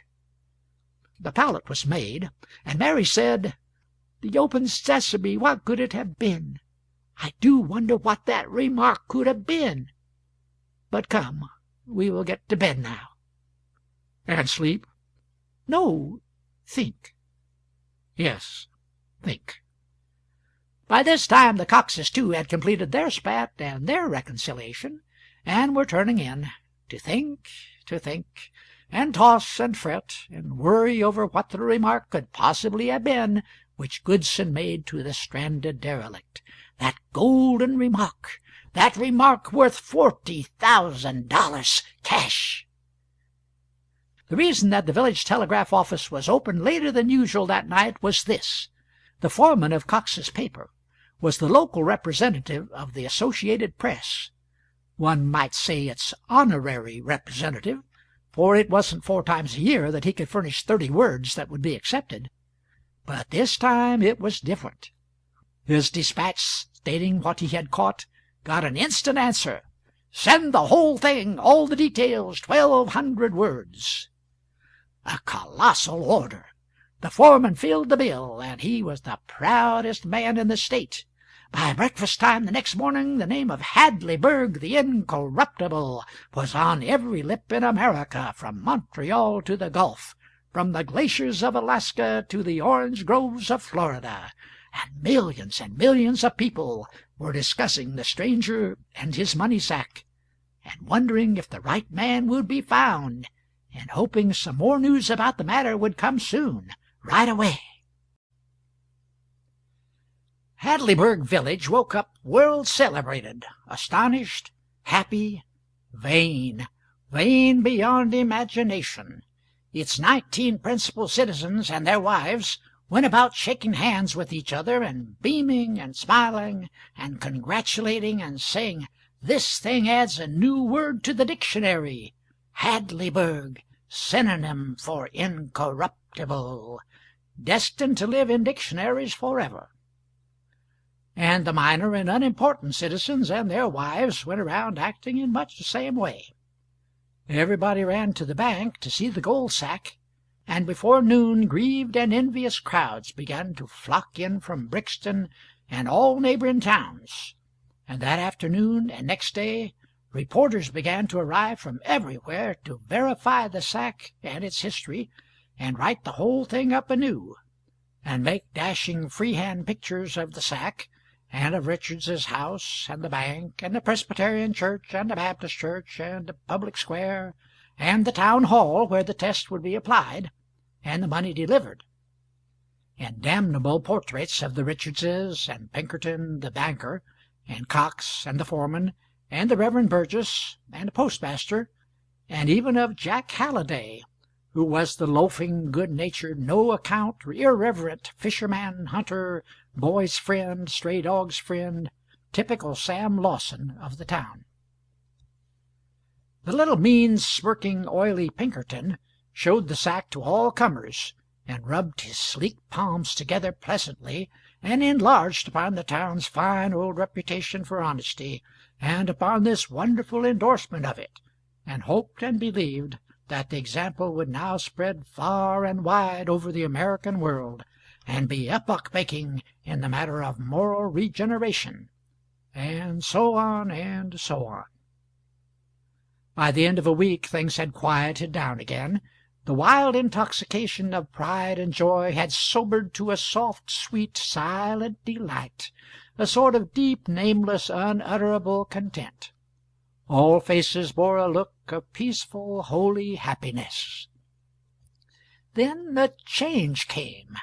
It was a gradual change, so gradual that its beginnings were hardly noticed, maybe were not noticed at all, except by Jack Halliday, who always noticed everything, and always made fun of it, too, no matter what it was. He began to throw out chaffing remarks about people not looking quite so happy as they did a day or two ago. And next he claimed that the new aspect was deepening to positive sadness. Next, that it was taking on a sick look. And finally he said that everybody was becoming so moody, thoughtful, and absent-minded that he could rob the meanest man in town of a cent out of the bottom of his breeches pocket and not disturb his reverie. At this stage, or about this stage, a saying like this was dropped at bedtime, with a sigh usually, by the head of each of the 19 principal households. Ah, what could have been the remark that Goodson made? And straightway, with a shudder, came this from the man's wife. "Oh, don't! What horrible things are you mulling in your mind? Put it away from you, for God's sake." But that question was wrung from those men again the next night, and got the same retort, but weaker. And the third night the men uttered the question yet again, with anguish and absently. This time, and the following night, the wives fidgeted feebly and tried to say something, but didn't. And the night after that they found their tongues and responded longingly, "Oh, if we could only guess!" Halliday's comments grew daily more and more sparklingly disagreeable and disparaging. He went diligently about, laughing at the town individually and in mass. But his laugh was the only one left in the village. It fell upon a hollow and mournful vacancy and emptiness. Not even a smile was findable anywhere. Halliday carried a cigar-box around on a tripod, playing that it was a camera, and halted all passers and aimed the thing and said, "Really, now look pleasant, please." But not even this capital joke could surprise the dreary faces into any softening. So 3 weeks passed. 1 week was left. It was Saturday evening, after supper. Instead of the aforetime Saturday evening flutter and bustle and shopping and larking, the streets were empty and desolate. Richards and his old wife sat apart in their little parlor, miserable and thinking. This was become their evening habit now. The lifelong habit which had preceded it of reading, knitting, and contented chat, or receiving or paying neighborly calls, was dead and gone and forgotten ages ago, 2 or 3 weeks ago. Nobody talked now, nobody read, nobody visited. The whole village sat at home, sighing, worrying, silent, trying to guess out that remark. The postman left a letter. Richards glanced listlessly at the superscription and the postmark, unfamiliar both, and tossed the letter on the table and resumed his might-have-beens and his hopeless dull miseries where he had left them off. 2 or 3 hours later his wife got wearily up and was going away to bed without a good night, custom now, but she stopped near the letter and eyed it a while with a dead interest, then broke it open and began to skim it over. Richards, sitting there with his chair tilted back against the wall and his chin between his knees, heard something fall. It was his wife. He sprang to her side, but she cried out, "Leave me alone! I'm too happy! Read the letter! Read it!" He did. He devoured it, his brain reeling. The letter was from a distant state, and it said, "I am a stranger to you, but no matter. I have something to tell. I have just arrived home from Mexico and learned about that episode. Of course you do not know who made that remark. But I know, and I am the only person living who does know. It was Goodson. I knew him well many years ago. I passed through your village that very night, and was his guest till the midnight train came along. I overheard him make that remark to the stranger in the dark. It was in Hale Alley. He and I talked of it the rest of the way home, and while smoking in his house. He mentioned many of your villagers in the course of his talk, most of them in a very uncomplimentary way, but 2 or 3 favorably. Among these latter, yourself. I say favorably, nothing stronger. I remember his saying he did not actually like any person in the town, not one, but that you, I think he said you, am almost sure, had done him a very great service once, possibly without knowing the full value of it, and he wished he had a fortune. He would leave it to you when he died, and a curse apiece for the rest of the citizens. Now then, if it was you that did him that service, you are his legitimate heir and entitled to the sack of gold.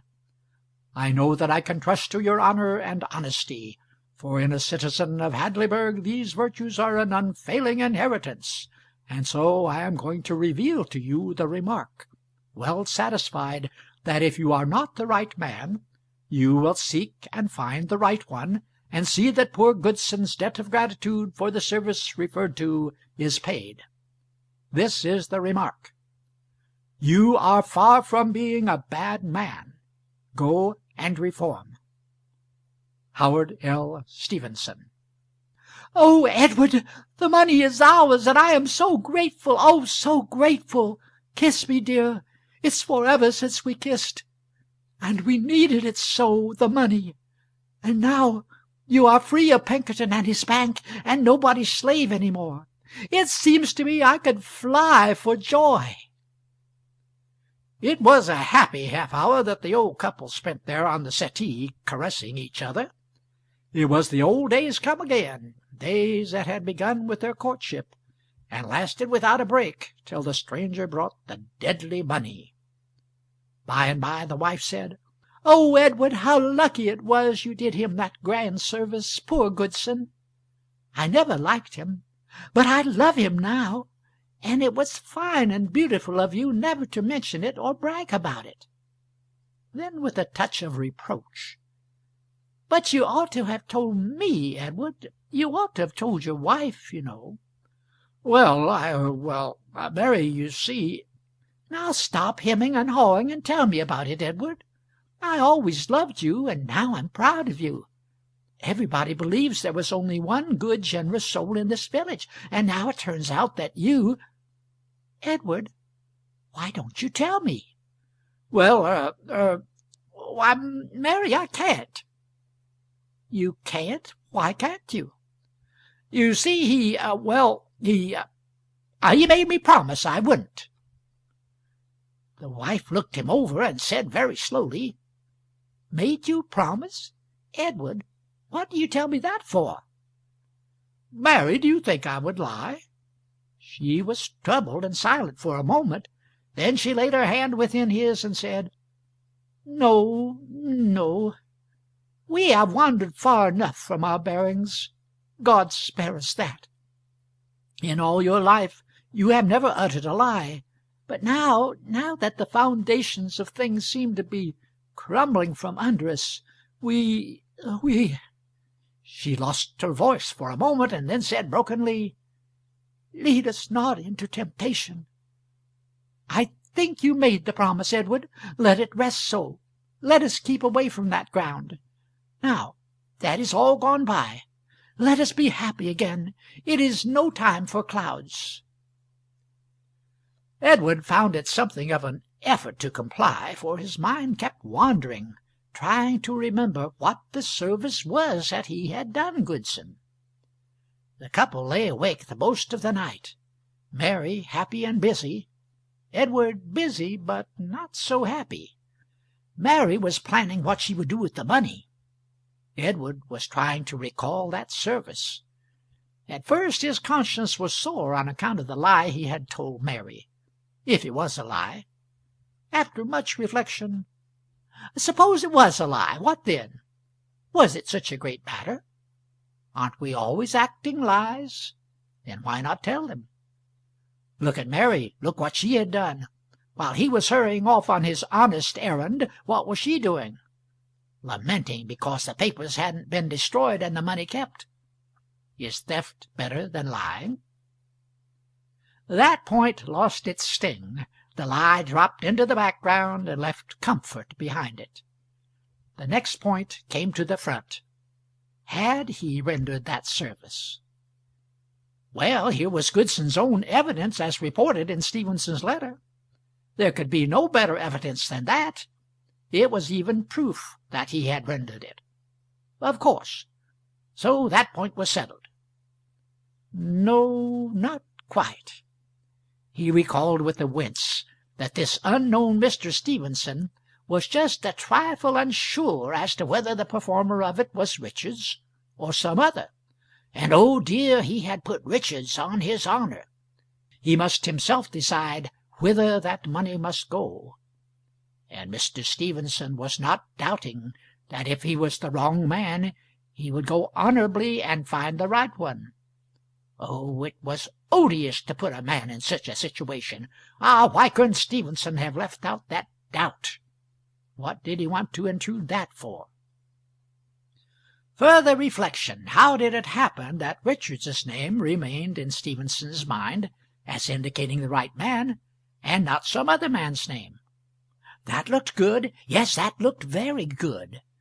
In fact, it went on looking better and better straight along until, by and by, it grew into positive proof.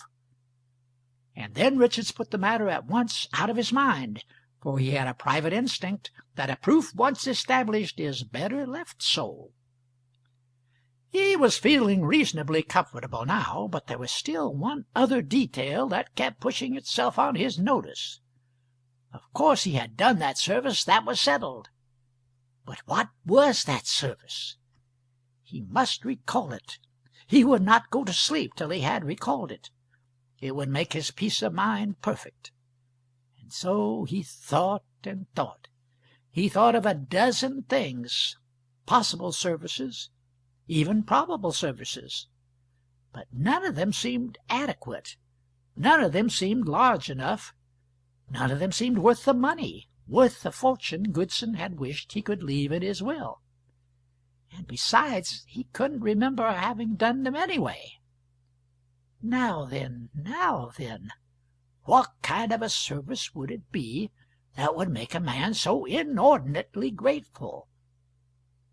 Ah, the saving of his soul! That must be it.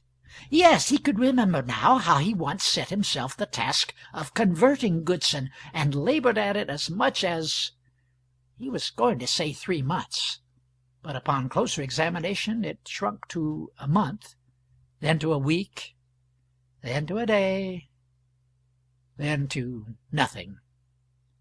Yes, he remembered now, and with unwelcome vividness, that Goodson had told him to go to thunder and mind his own business.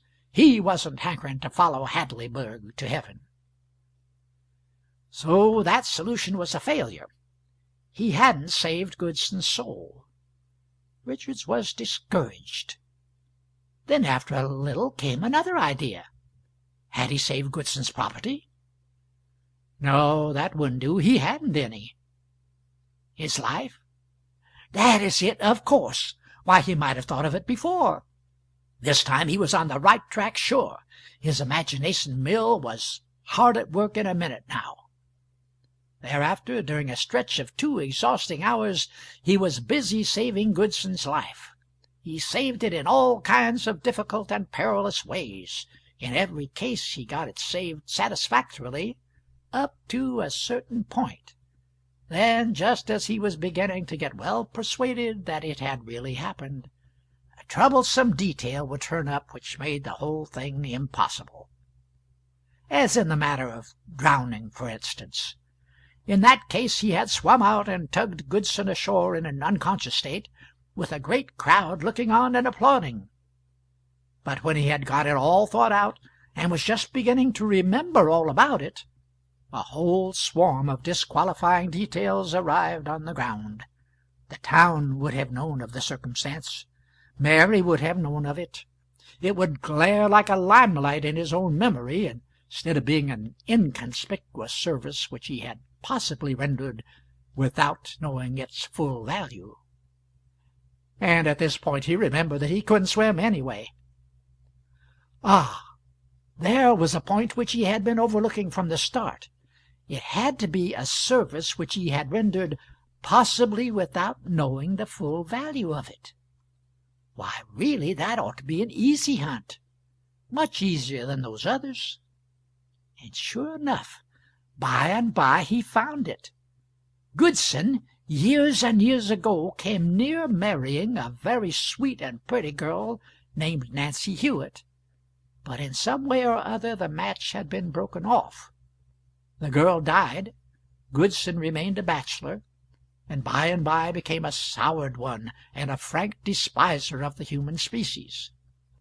Soon after the girl's death the village found out, or thought it had found out, that she carried a spoonful of Negro blood in her veins. Richards worked at these details a good while, and in the end he thought he remembered things concerning them which must have gotten mislaid in his memory through long neglect. He seemed to dimly remember that it was he that found out about the Negro blood, that it was he that told the village, that the village told Goodson where they got it, that he thus saved Goodson from marrying the tainted girl, that he had done him this great service without knowing the full value of it, in fact without knowing that he was doing it, but that Goodson knew the value of it, and what a narrow escape he had had, and so went to his grave grateful to his benefactor and wishing he had a fortune to leave him. It was all clear and simple now, and the more he went over it, the more luminous and certain it grew, and at last, when he nestled to sleep, satisfied and happy, he remembered the whole thing just as if it had been yesterday. In fact, he dimly remembered Goodson's telling him his gratitude once. Meantime Mary had spent $6,000 on a new house for herself and a pair of slippers for her pastor, and then had fallen peacefully to rest. That same Saturday evening the postman had delivered a letter to each of the other principal citizens, 19 letters in all. No two of the envelopes were alike, and no two of the superscriptions were in the same hand, but the letters inside were just like each other in every detail but one. They were exact copies of the letter received by Richards, handwriting and all, and were all signed by Stevenson, but in place of Richards's name each receiver's own name appeared. All night long 18 principal citizens did what their caste brother Richards was doing at the same time. They put in their energies trying to remember what notable service it was that they had unconsciously done Barclay Goodson. In no case was it a holiday job. Still, they succeeded. And while they were at this work, which was difficult, their wives put in the night spending the money, which was easy. During that one night the 19 wives spent an average of $7,000 each out of the $40,000 in the sack, $133,000 altogether. Next day there was a surprise for Jack Halliday. He noticed that the faces of the 19 chief citizens and their wives bore that expression of peaceful and holy happiness again. He could not understand it. Neither was he able to invent any remarks about it that could damage it or disturb it, and so it was his turn to be dissatisfied with life. His private guesses at the reasons for the happiness failed in all instances, upon examination. When he met Mrs. Wilcox and noticed the placid ecstasy in her face, he said to himself, "Her cat has had kittens." And went and asked the cook. It was not so. The cook had detected the happiness, but did not know the cause. When Halliday found the duplicate ecstasy in the face of Shadbelly Bilson, village nickname, he was sure some neighbor of Bilson's had broken his leg. But inquiry showed that this had not happened.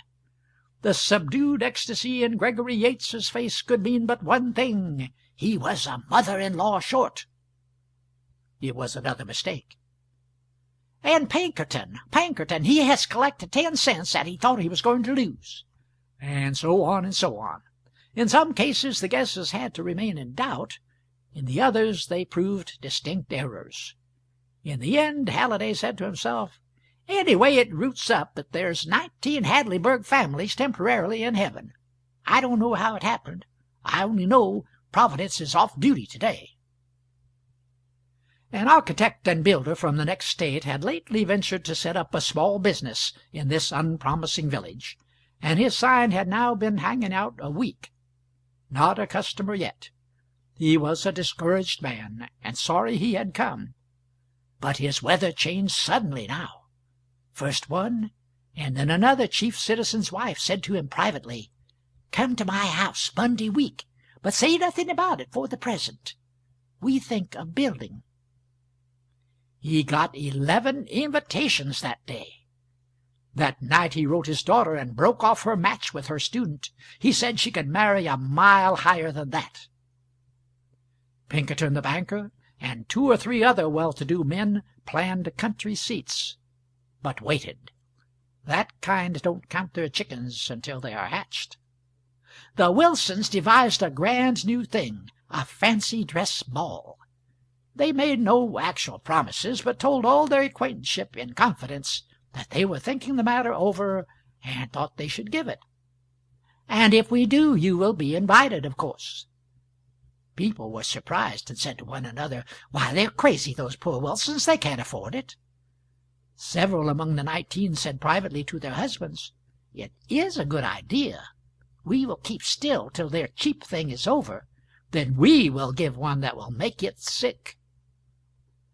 The days drifted along, and the bill of future squanderings rose higher and higher, wilder and wilder, more and more foolish and reckless.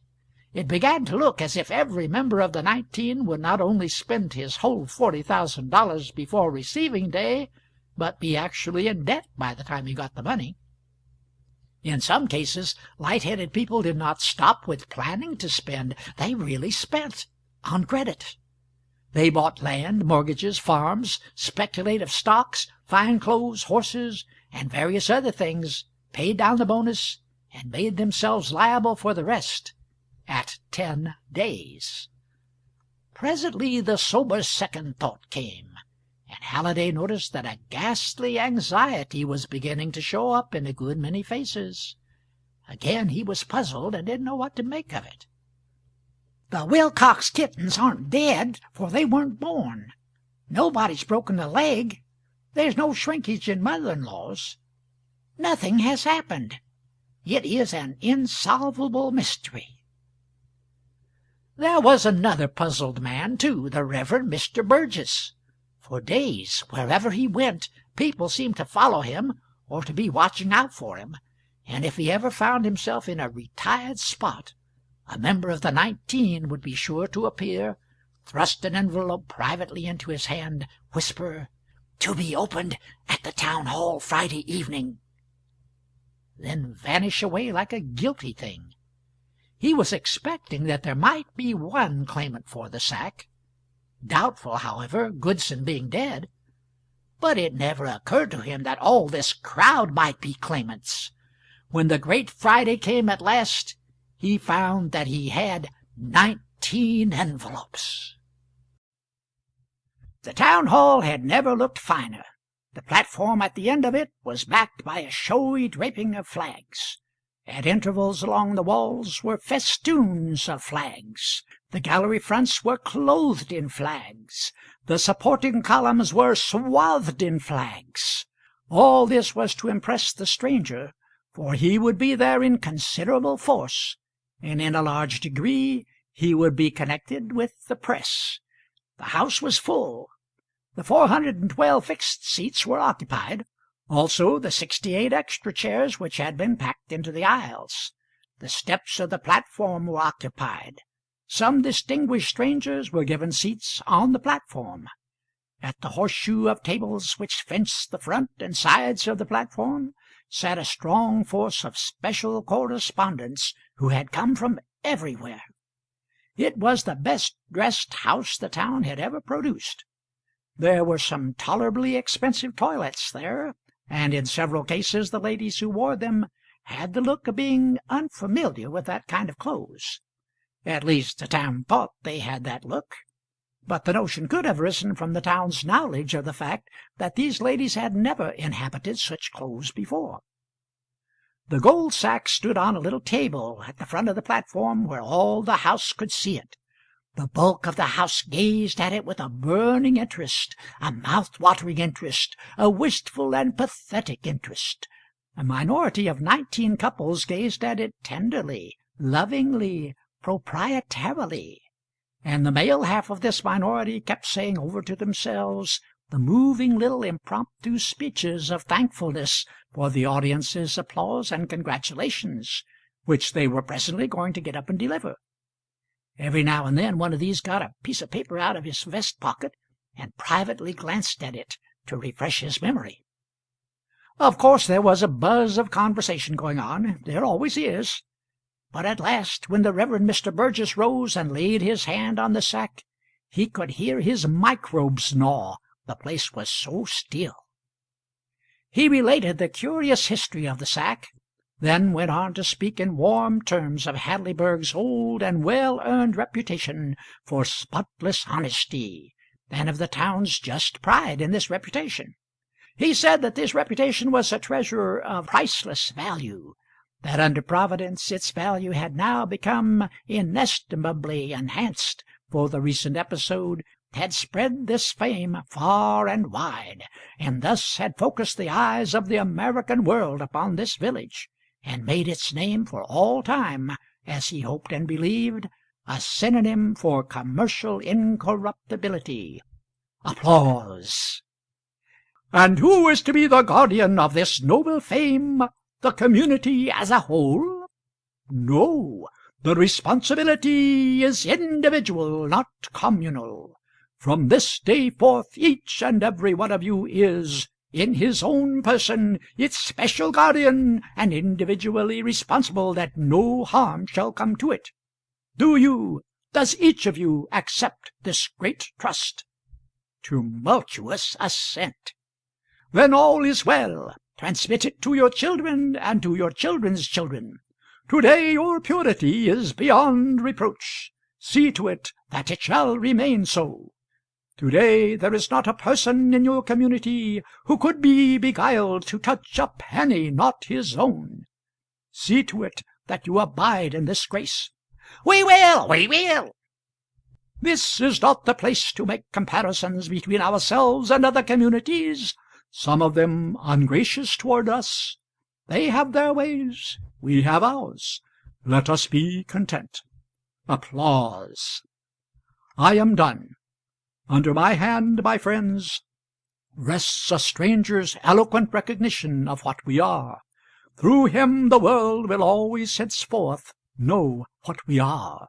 We do not know who he is, but in your name I utter your gratitude and ask you to raise your voices in endorsement.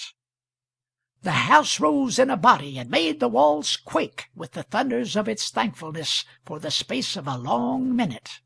Then it sat down, and Mr. Burgess took an envelope out of his pocket. The house held its breath while he slit the envelope open and took from it a slip of paper. He read its contents, slowly and impressively, the audience listening with tranced attention to this magic document, each of whose words stood for an ingot of gold. The remark which I made to the distressed stranger was this: You are very far from being a bad man. Go and reform.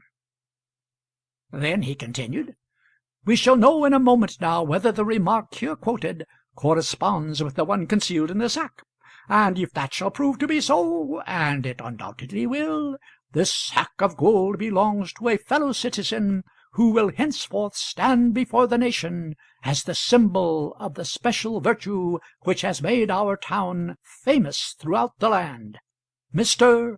Billson. The house had gotten itself all ready to burst into the proper tornado of applause, but instead of doing it, it seemed stricken with a paralysis. There was a deep hush for a moment or two, then a wave of whispered murmurs swept the place of about this tenor. Billson? Oh, come, this is too thin. $20 to a stranger or anybody. Billson? Tell it to the Marines.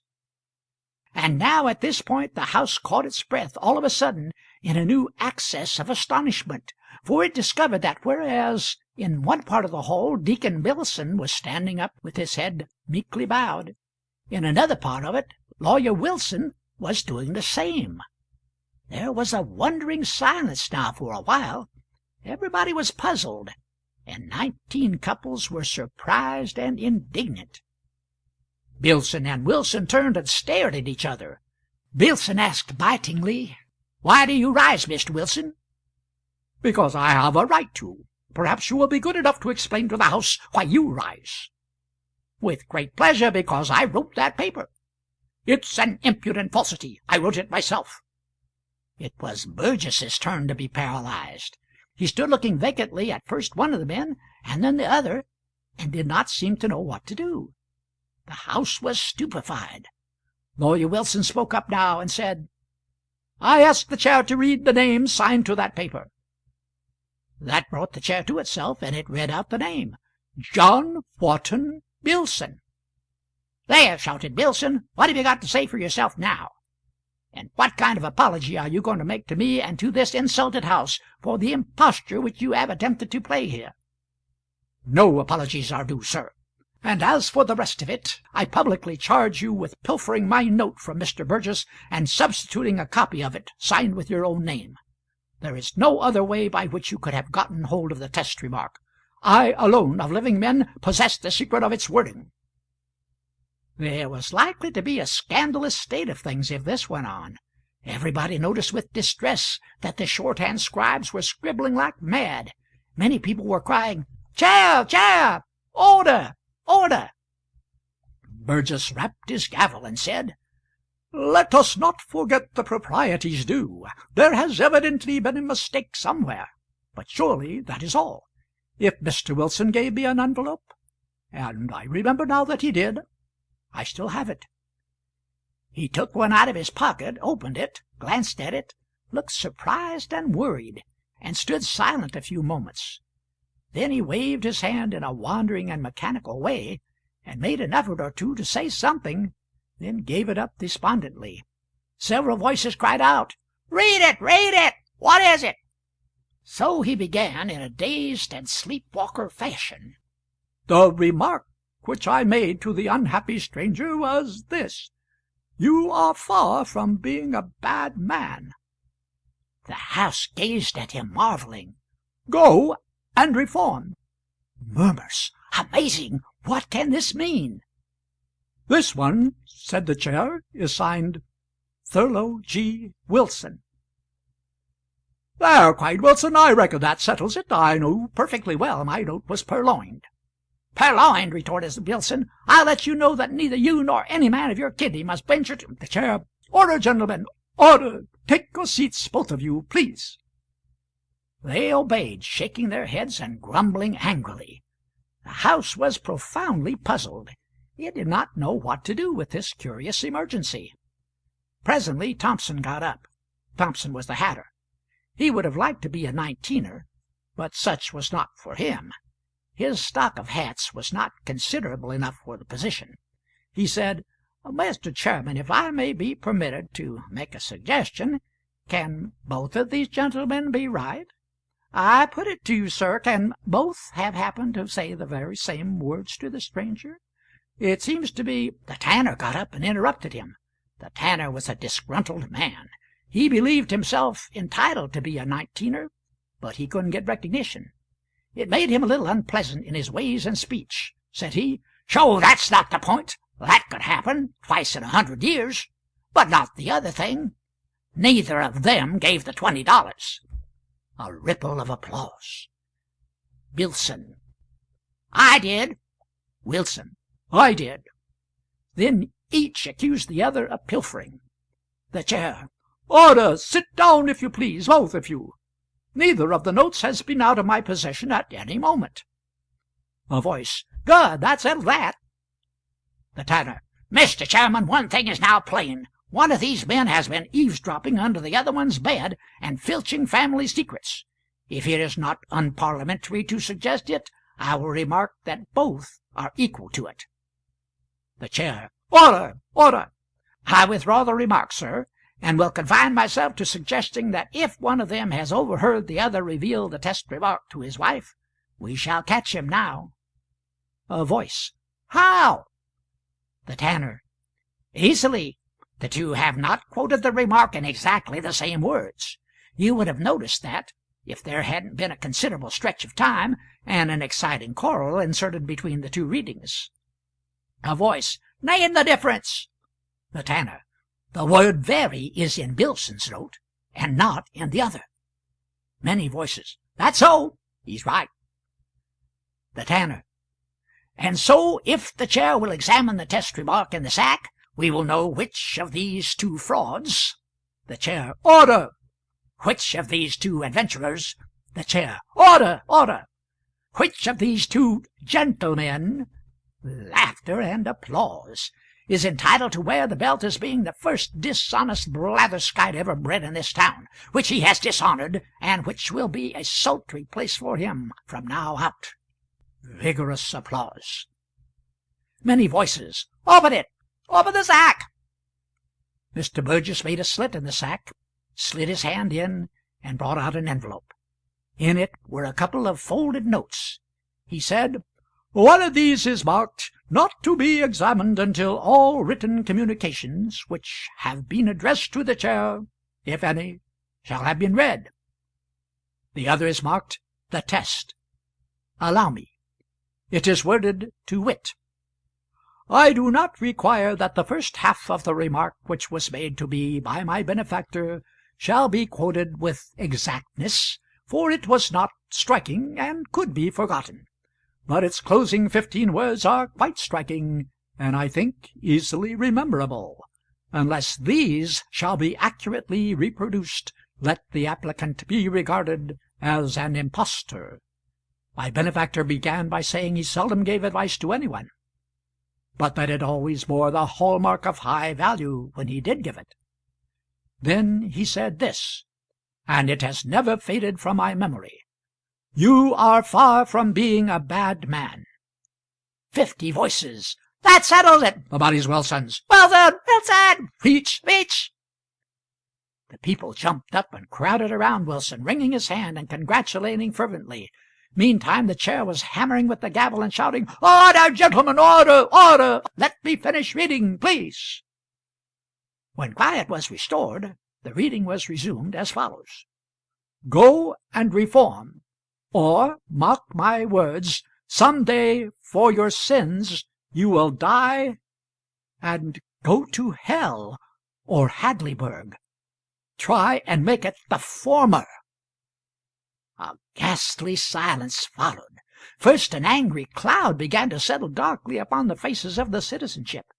After a pause the cloud began to rise, and a tickled expression tried to take its place, tried so hard that it was only kept under with great and painful difficulty. The reporters, the Brimstonites, and other strangers bent their heads down and shielded their faces with their hands, and managed to hold in by main strength and heroic courtesy. At this most inopportune time burst upon the stillness the roar of a solitary voice, Jack Halliday's. "That's got the hallmark on it." Then the house let go, strangers and all. Even Mr. Burgess's gravity broke down presently. Then the audience considered itself officially absolved from all restraint, and it made the most of its privilege. It was a good long laugh, and a tempestuously whole-hearted one. But it ceased at last, long enough for Mr. Burgess to try to resume, and for the people to get their eyes partially wiped. Then it broke out again, and afterward yet again. Then at last Burgess was able to get out these serious words: "It is useless to try to disguise the fact. We find ourselves in the presence of a matter of grave import. It involves the honor of your town. It strikes at the town's good name.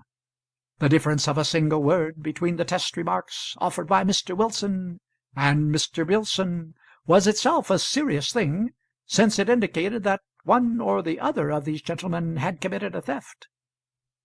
The two men were sitting limp, nerveless, crushed, but at these words both were electrified into movement and started to get up.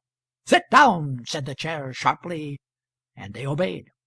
That, as I have said, was a serious thing, and it was but for only one of them. But the matter has become graver, for the honor of both is now in formidable peril. Shall I go even further and say in inextricable peril?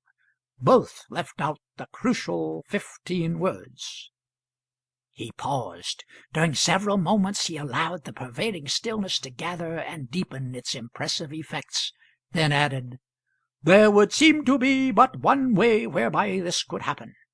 I ask these gentlemen, was there collusion, agreement?" A low murmur sifted through the house. Its import was, "He's got them both."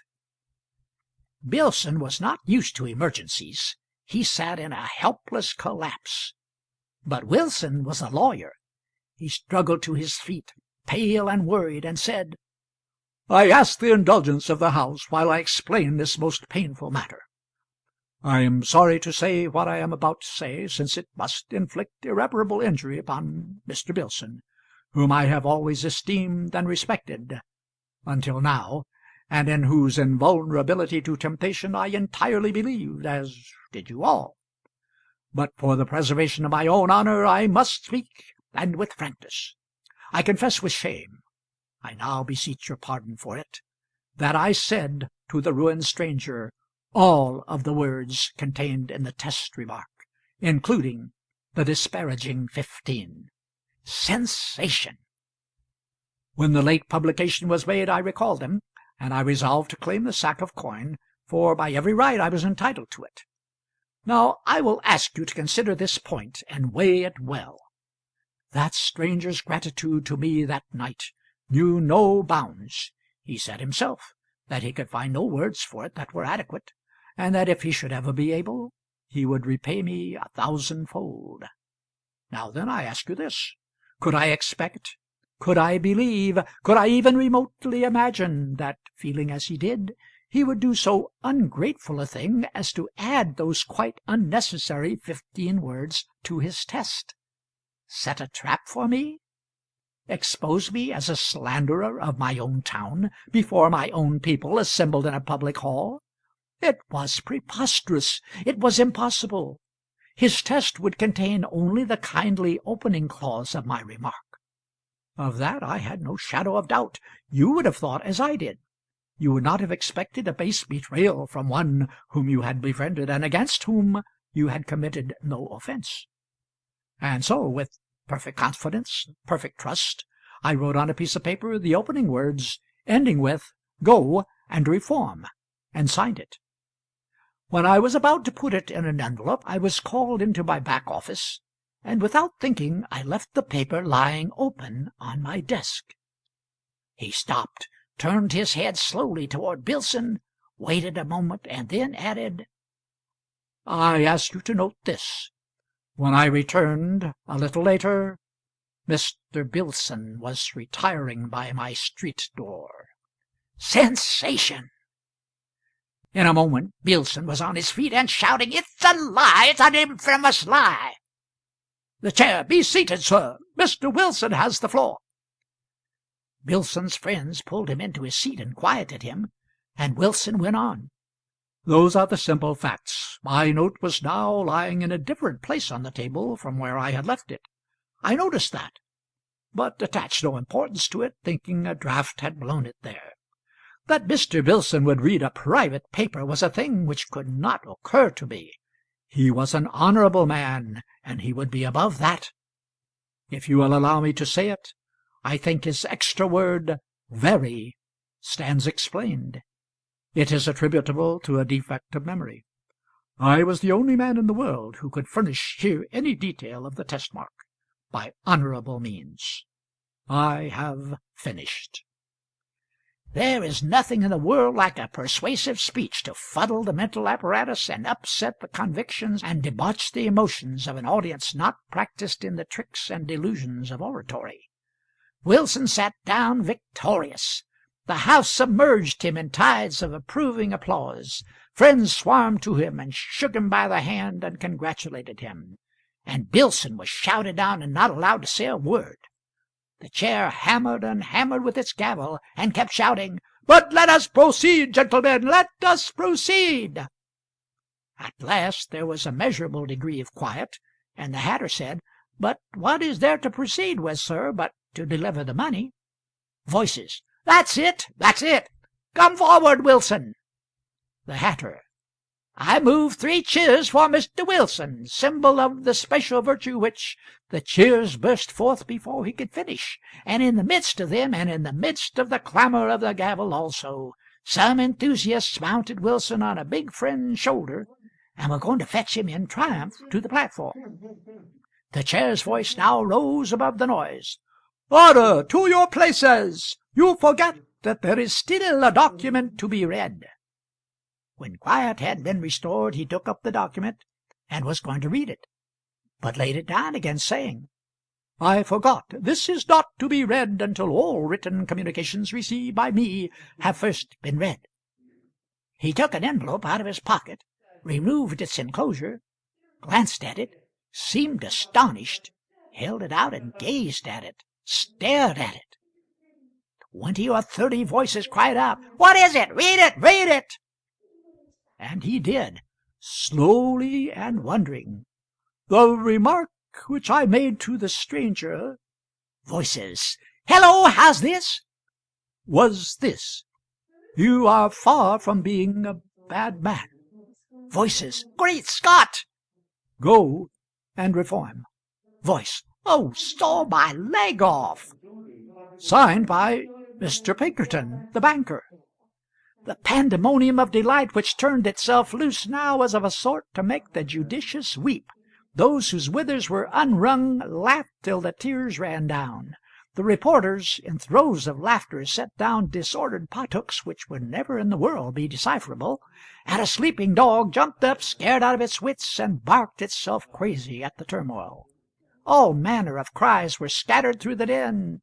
"We're getting rich!" 2 symbols of incorruptibility, without counting Bilson. 3, count Shadbelly in. We can't have too many. All right, Bilson selected.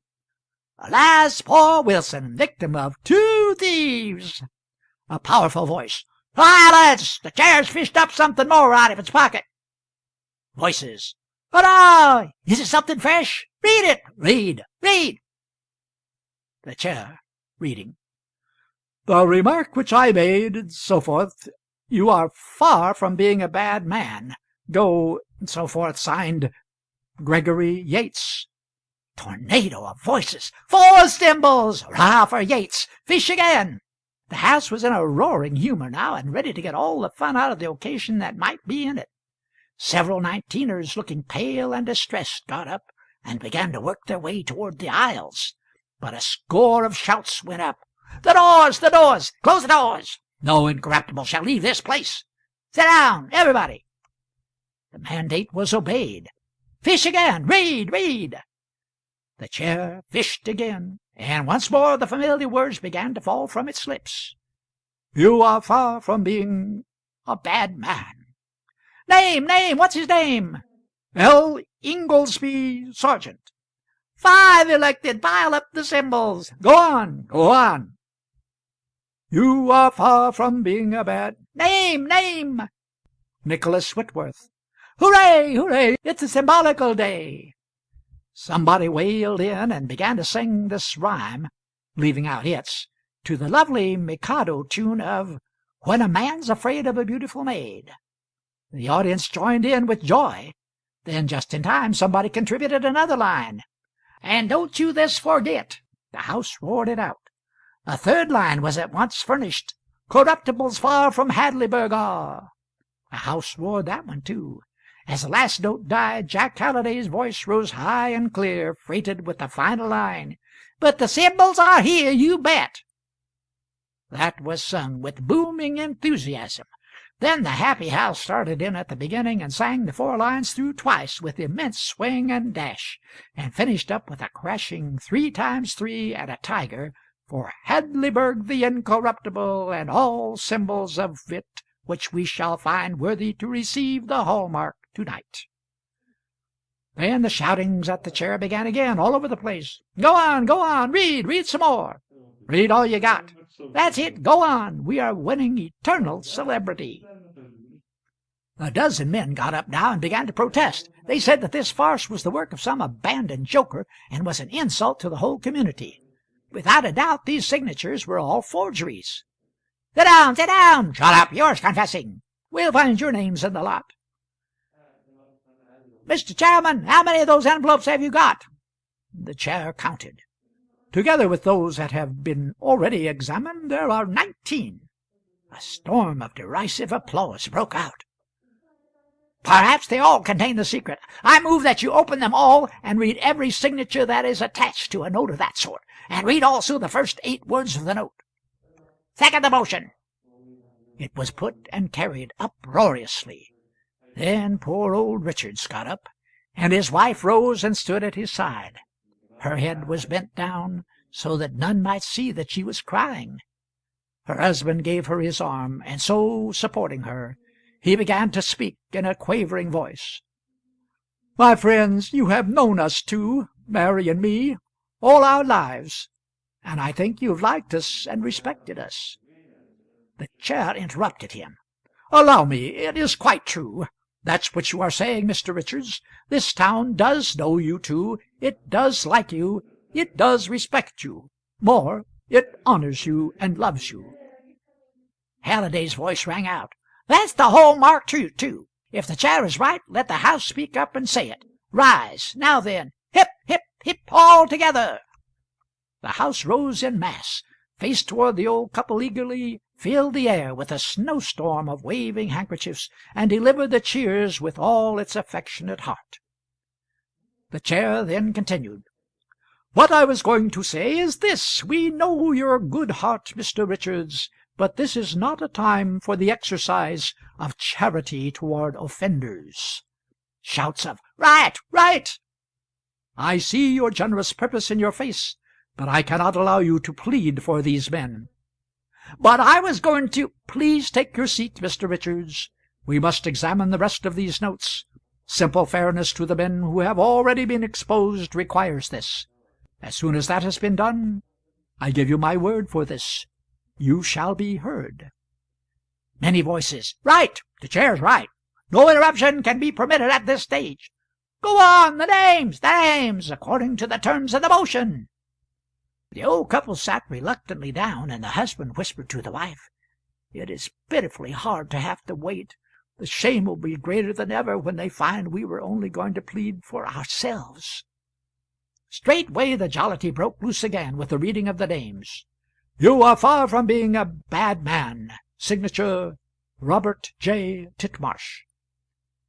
You are far from being a bad man. Signature, Eliphalet Weeks. You are far from being a bad man. Signature, Oscar B. Wilder. At this point the House lit upon the idea of taking the 8 words out of the chairman's hands. He was not unthankful for that. Thenceforward he held up each note in its turn and waited.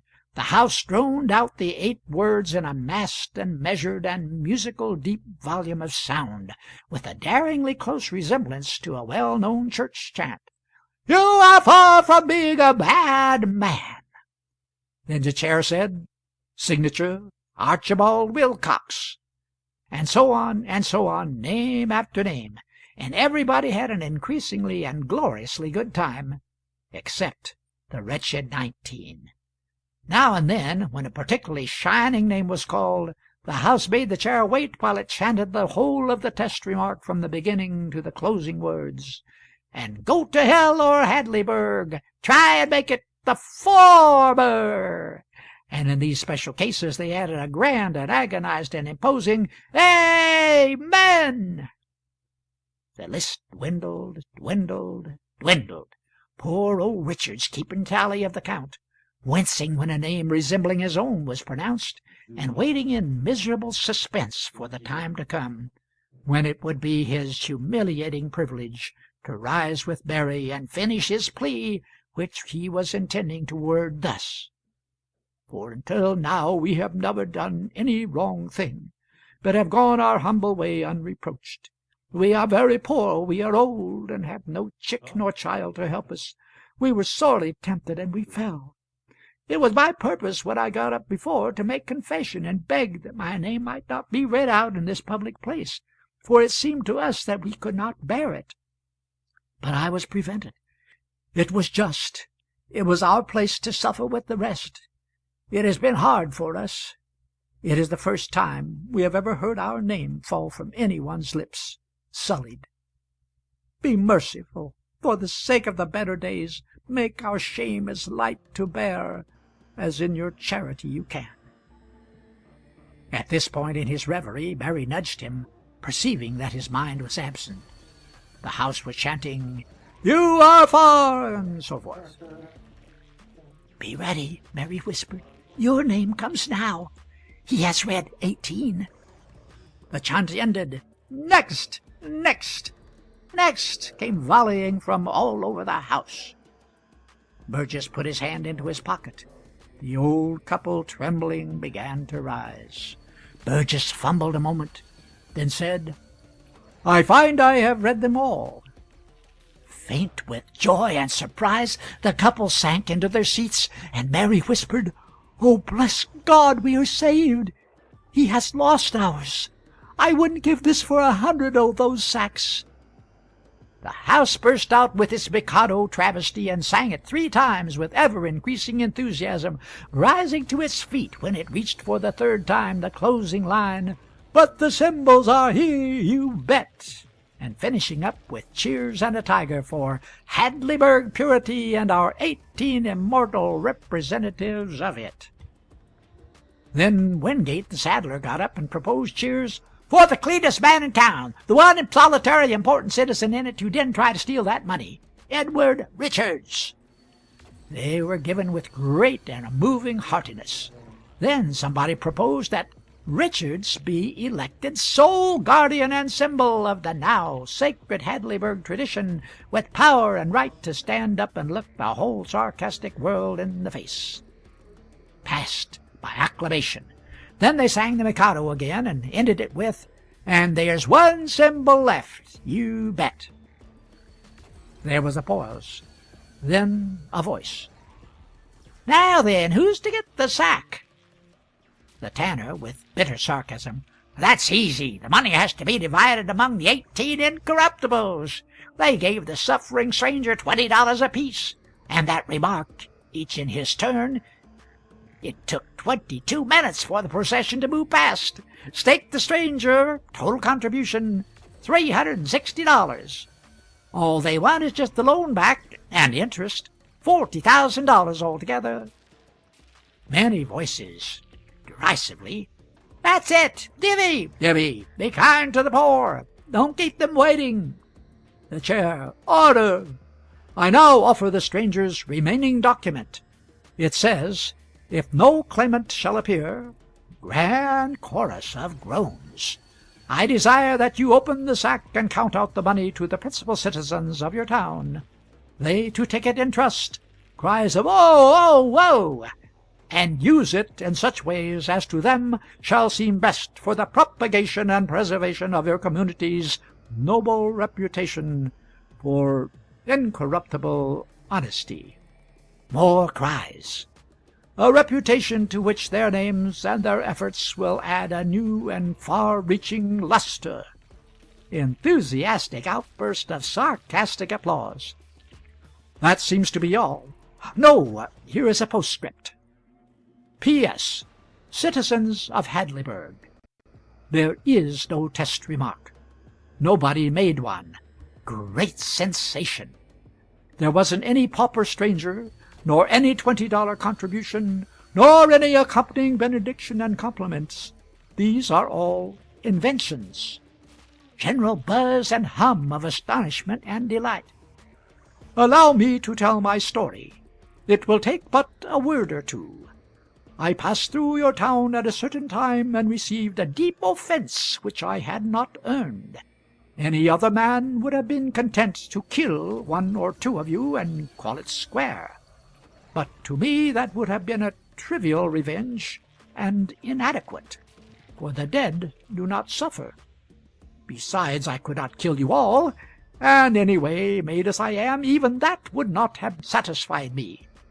I wanted to damage every man in the place, and every woman, and not in their bodies or in their estate, but in their vanity, the place where feeble and foolish people are most vulnerable. So I disguised myself and came back and studied you. You were easy game. You had an old and lofty reputation for honesty, and naturally you were proud of it. It was your treasure of treasures, the very apple of your eye. As soon as I found out that you carefully and vigilantly kept yourselves and your children out of temptation, I knew how to proceed. Why, you simple creatures, the weakest of all weak things is a virtue which has not been tested in the fire. I laid a plan and gathered a list of names. My project was to corrupt Hadleyburg the Incorruptible. My idea was to make liars and thieves of nearly 100 smirchless men and women who had never in their lives uttered a lie or stolen a penny. I was afraid of Goodson. He was neither born nor reared in Hadleyburg. I was afraid that if I started to operate my scheme by getting my letter laid before you, you would say to yourselves, "Goodson is the only man among us who would give away $20 to a poor devil," and then you might not bite at my bait.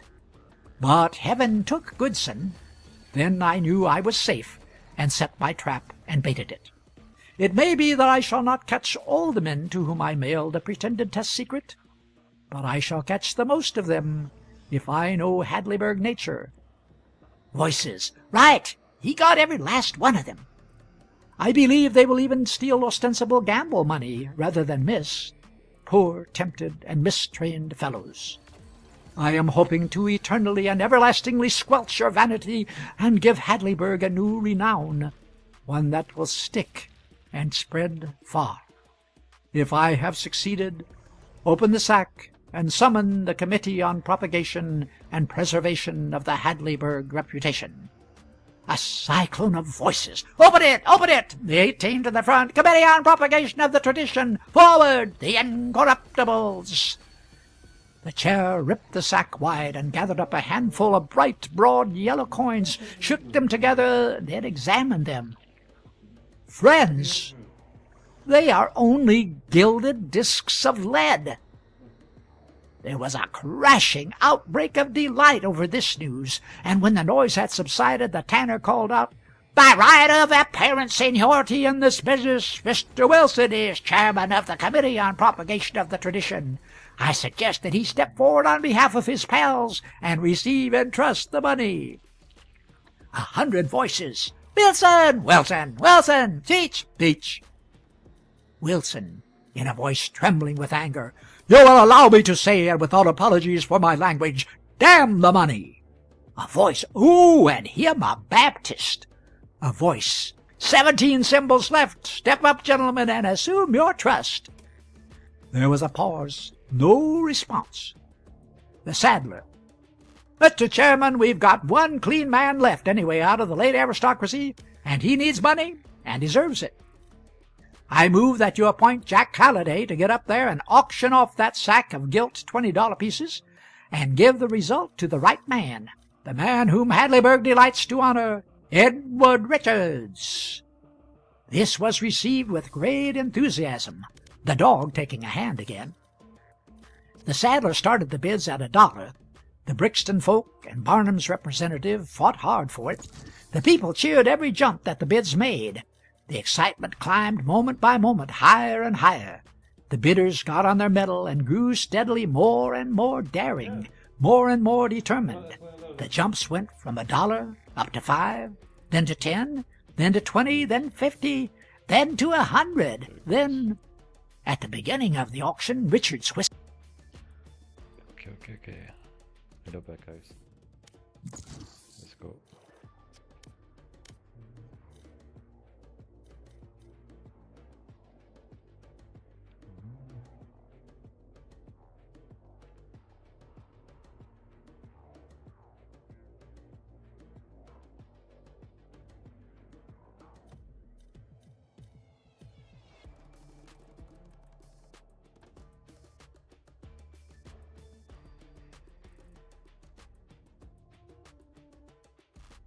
Match found.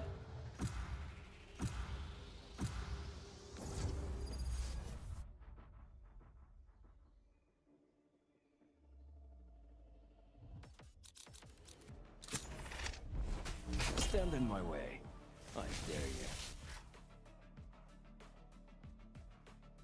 Team. Yo, boys. How you doing, man? Good. And you? Very good, very good. Yo, Great inviting your name. Let's go.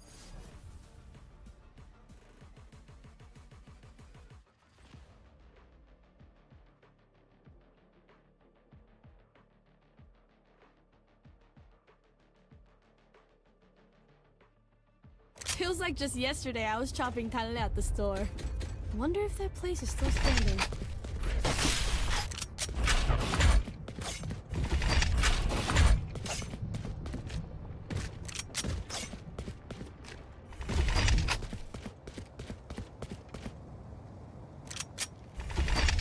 Oi, oi, oi.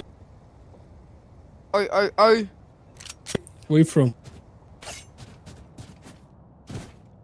You know where I'm from, bro. I don't know, but like, how am I supposed to know where you're from? No, I think you guess, bro. Denmark. No.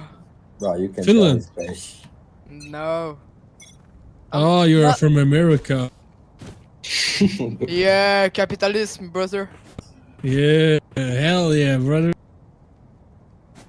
Yeah, B. Big Donald Trump, bro. Orange face. Yes. I like orange. I like it.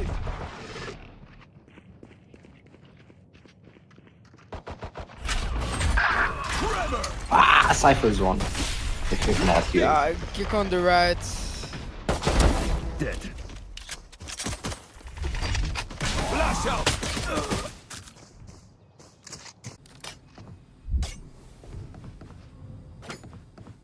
You know they're going A. You know they're A. Pity on stage. You know. I know exactly. You know.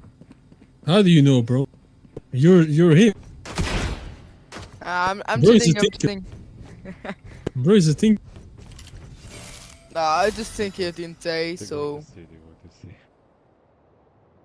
I don't know. I think they still be. 30 seconds left. I said it to you. I'm in their heads. So A.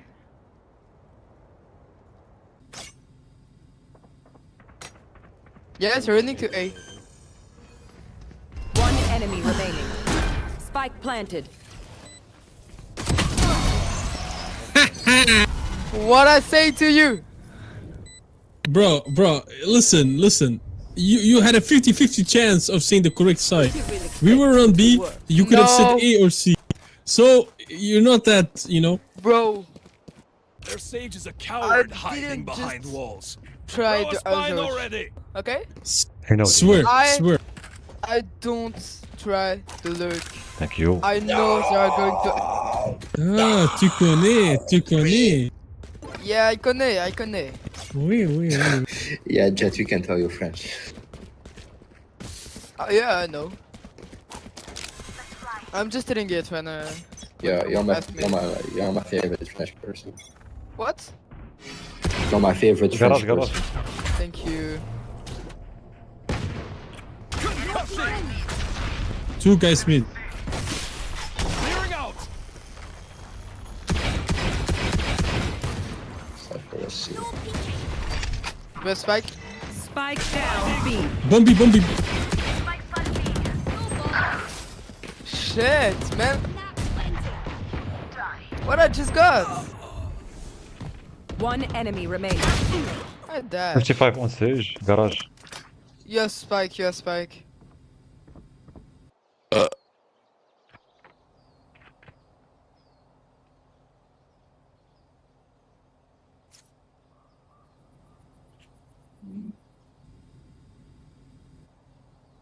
Last player standing. Shit, man. What? Yeah, Vandal on With Craft. Vandal. What the fuck? Vandal on Craft body. Drop in a smoke.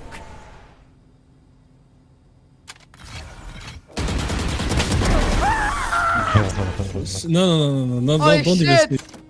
Don't Holy even say it. shit! It was chance. You see an insect? No. You could have died. I didn't see anything. I didn't see anything.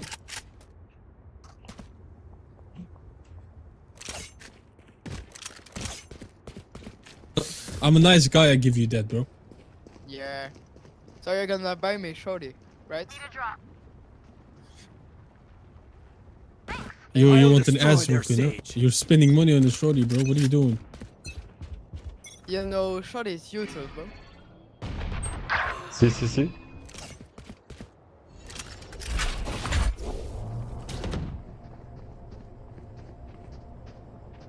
Yeah, chamber. Chill out, bro. Spike planted.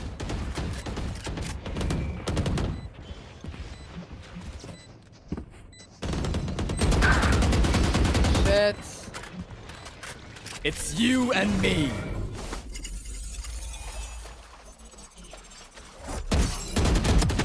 Last player standing. You know, all ISO is crouching.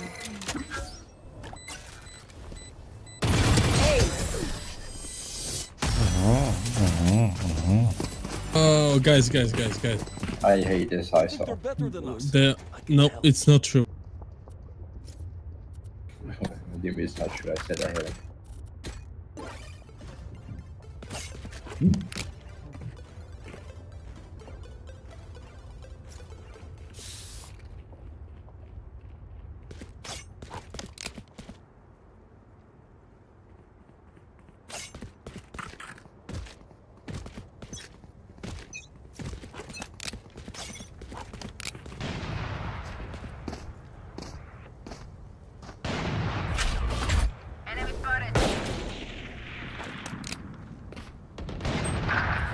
Nah, go take the Omen.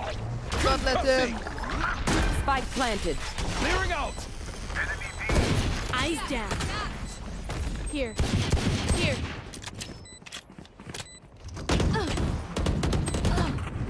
One behind me, one there, one on the right. Last try. We didn't get we didn't get money, so We that doing one this or what? was lost. So let's go be happy win next round. Bro, I have not heard anything you said. Say again. Huh? What? What did you say? I did not hear you. I just say let's go be happy and win all the next round. Oh, that's the point of the game. Just kill Ezo, bro, and I'll do the rest. See. Be again. No, no.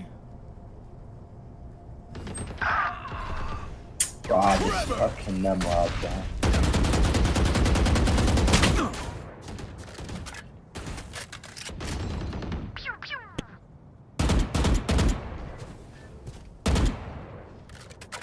No one more.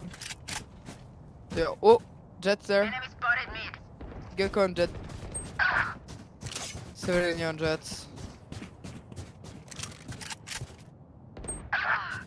Come on.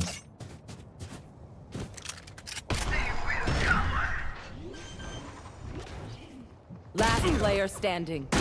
Spike planted.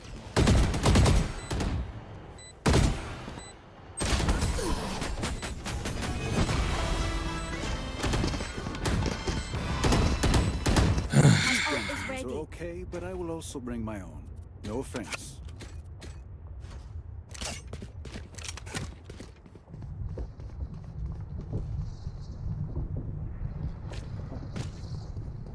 Nah, Jumbo disconnect. Somebody said. Bro, I was 12 points away from silver.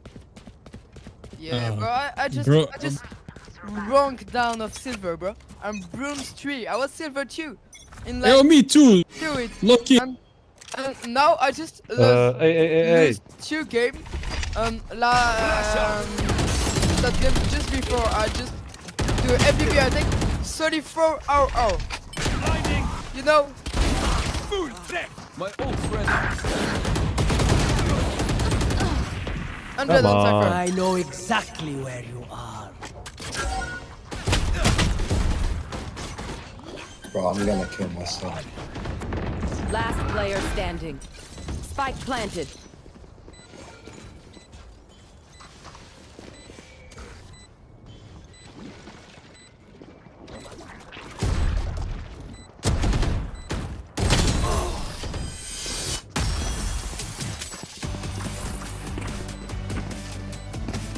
I hate to say it, but probably best to play as a team. So, what's the plan?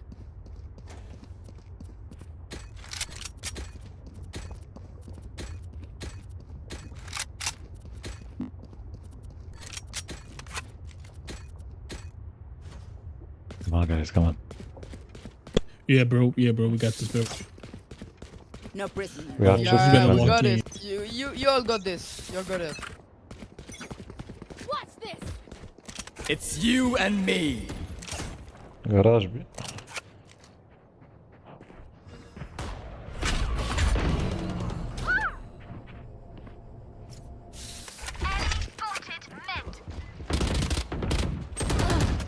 My bad. I'm so sorry. Reloading. Spike down B. Go Spike. Spike spotted B. Oh yeah! Critical hit. Here, Jett. He's going A link, by the way. A link. Yeah, A-Link, yeah. Drop in a scope. Good You job. were barely worth the effort.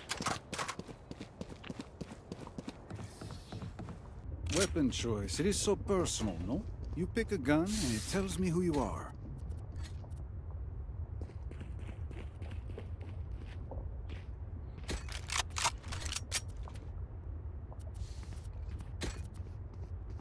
Clove, can you buy me? I need a drop. No money. Okay. Don't let up. B and the garage is empty. I think that's Step B. say.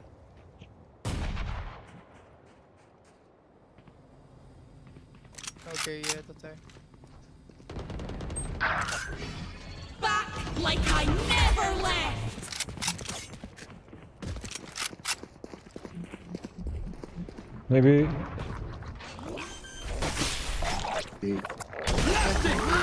Spike planted. Concussing. Do better. Still in sight. Here. Still in sight. Last player standing.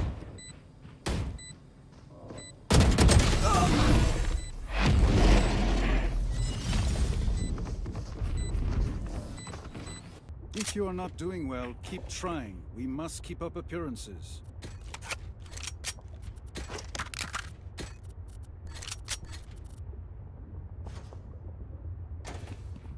Saving. Yeah. Yeah. Yeah. I'm ready. Yeah.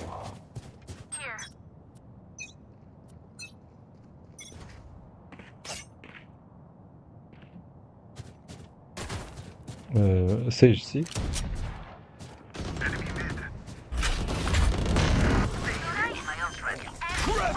Out of charges. Spike down B. One enemy remaining. Reloading. I'll do it for you. He's there. He's there. Okay, he's there. He's there. He's there. Yeah. I'm him. You're him, brother. Yous don't get a Oh my god, look at this skin. I don't really like this skin. I just like the animation when you press. Bro, you are dumb. This skin is beautiful. Okay, let me check.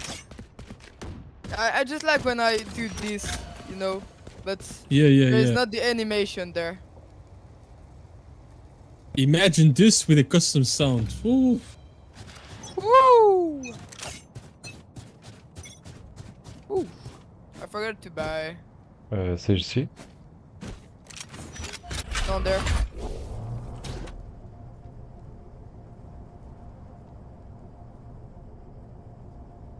Cabbage. Concussing. Oh shit. Come on.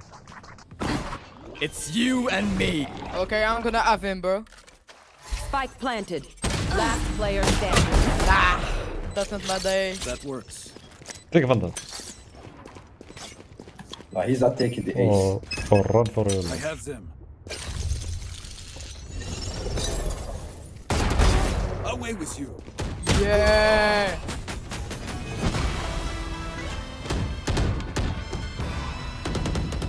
Please do not mistake my smile. I take this all very seriously.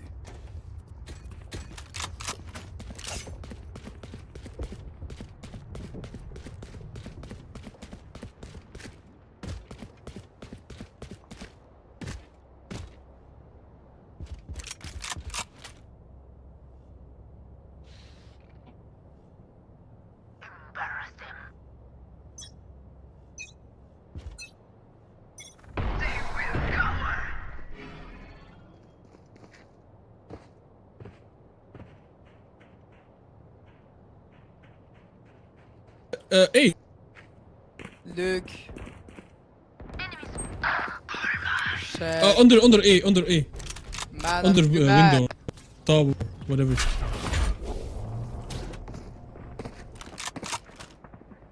Rotation. They're rotating. One is on A side. He's under window.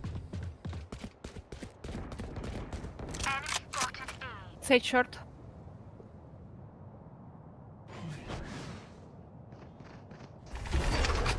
Flash out.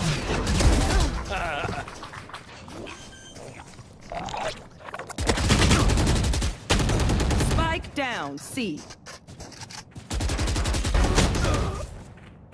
Fast. Tap from box. Spike planted. Oh yeah! One enemy remaining. Wow, refreshing. Good job.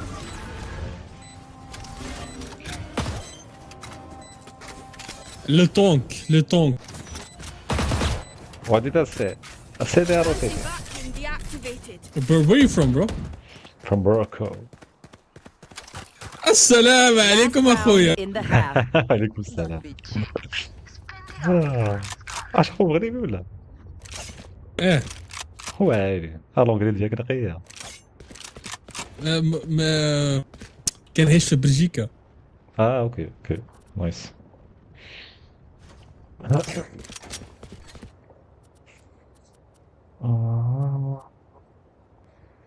I need a drop.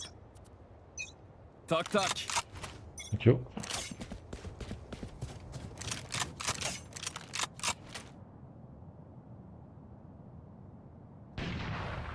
Shit, I'm on HP. Ah! Trevor. I don't know. Oh, I survived. Garage. Garage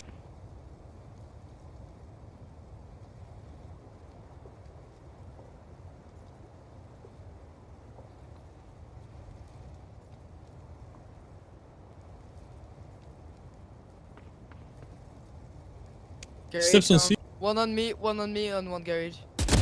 That's Jett on me. Free out. Mid. One more garage, I think.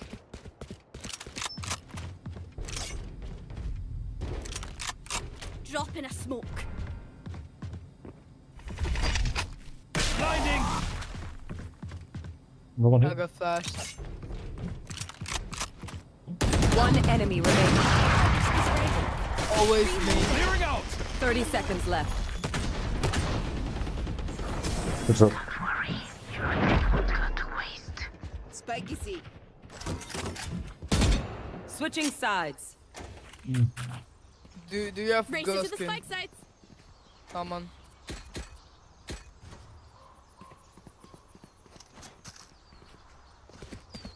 Okay, sorry, I have a shit game, so No problem, mon ami, no problem. I'm gonna No, try it's my actually best. no. It's a big problem. What do you mean you got a shot? What? You got a shotgun? No, I don't get the shotgun, bro. Oh. I have a shotgun in my room, but that's nothing. Tu n'es pas normal, hein? Yeah, no, I'm normal. I'm normal. Non, non, non, non, non. I'm an animal. That's all. Oui, oui. Je suis un animal. Tu me connais pas, toi. Ouais. On there. Spike down Oh. mid. 3. Hey, yo! Reloading. Yo, brother! Reloading.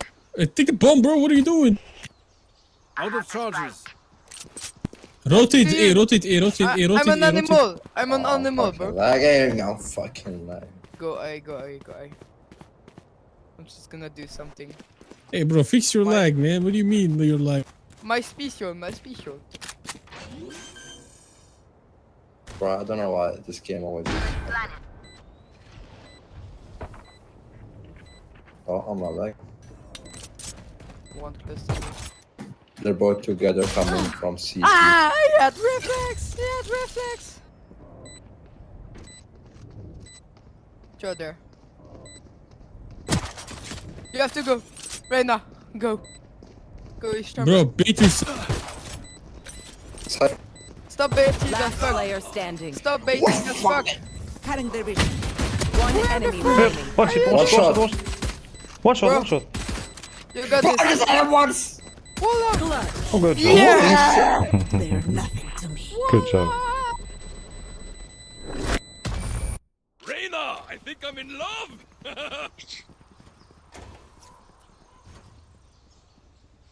Nah, I just dropped a performance in that game. Bro, what do you mean shield on round 1 is crazy? Why not? Kill. I'm healing now. I don't really know what to win, but I'm not that good in English, bro. I'm Kent, and I don't learn all.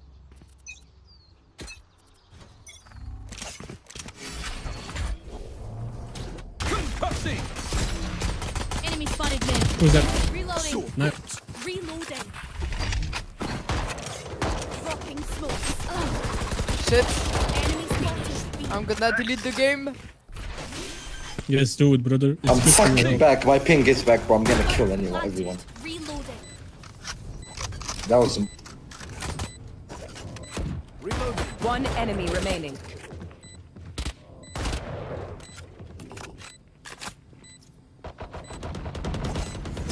Good shot. Bro.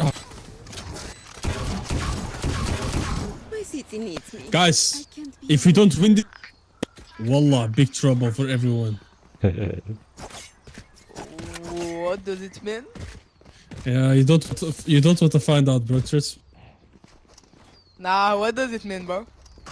You don't want to find out. Nah, that's for you. That's for you, stalker.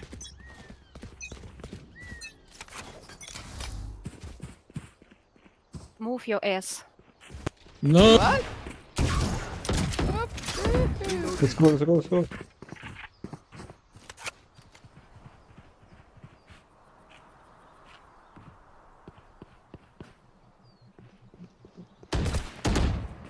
Enemy spotted. Let him come, let him come. Have one of these. Target down. Dropping smokes. Enemy spotted A. Refreshing. One enemy remaining. Reloading. Spike planted.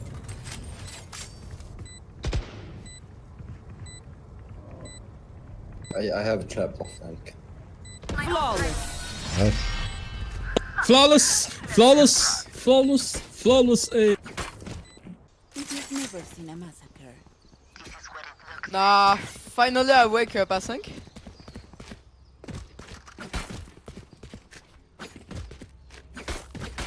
Bro. Question for you. Quick question for you. How many Yes, body bro. count? How many body count? Yeah. If I talk, I will be in big trouble. Stomp him. No, just talk. Bro, what is that for Say- a question, man? What? You're speaking too fast for me, bro. Sorry. You forget Lag. I'm a Lag. newbie. Dropping foot. Shit! Ay. Reloading. All on the left side. Ooh, one is A, one is here. Window. Reloading.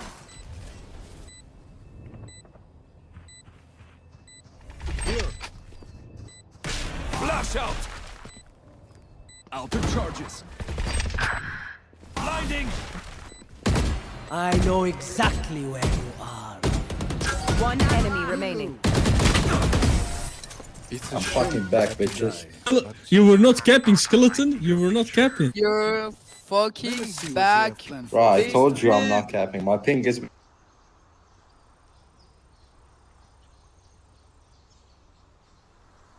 Bro, no.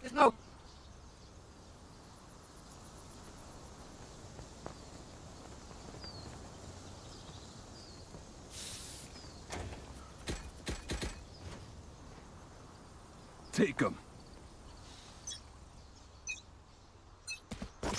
Got the spike.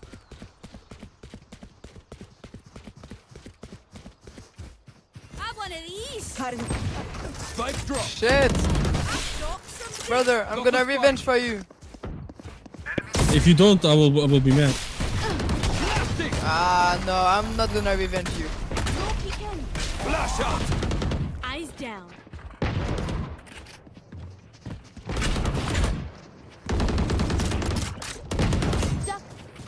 Yo, Reloading. I had pressure. I'm proud of you. Spike planted. Thank you. Gekko's AFK. Gonna from. No, he's not AFK, he's not AFK. He No, heard it's the, not that good now. he threw a molly in B.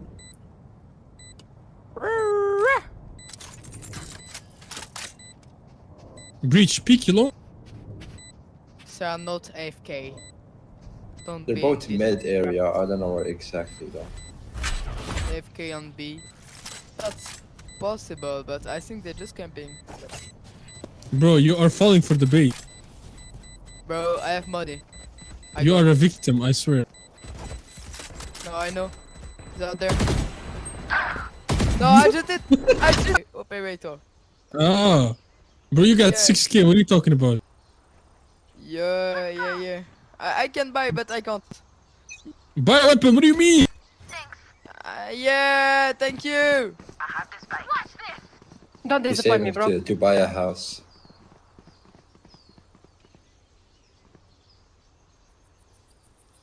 They are rats, look every corner. Gekko is one shot for fuck's sakes.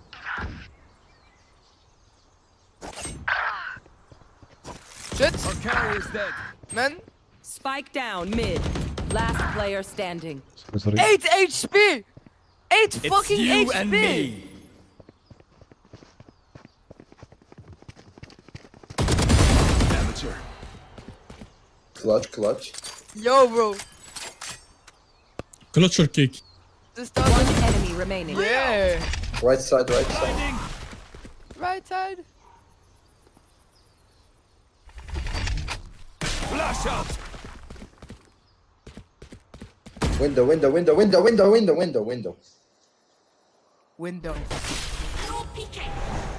Clearing out. On right.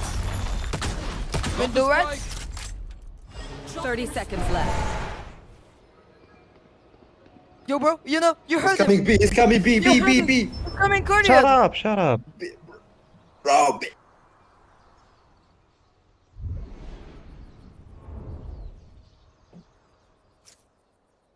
You have to be rapid. 10 seconds left. You have to go, brother. Time! Bro, you are fucking Sorry.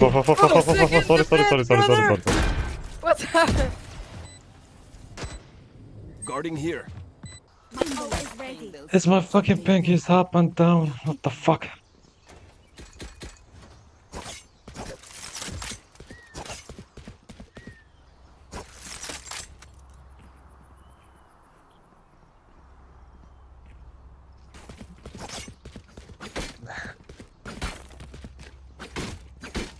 Guys, push B hard. Push B hard. Don't stay behind. Push it, please. You said If you push stop, it you're a not big. too hard. Wait, Push B. Come B. Yeah, brothers! 2B. He's on the left. Brother! Ult's ready. One enemy remaining. I told you guys, push B. I think we're bad. 120. You got it. One shot. 2 shots. Fake plans? Good job. Nice. Oh my god. Bitches. Plans for my money. Say it. Capitalism of Donald Trump. Match point. Yeah! Put them in the ground.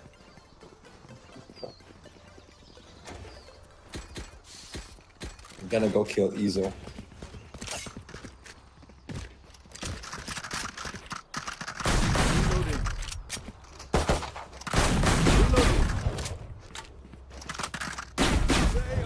Reloading. Inequality. Reloading.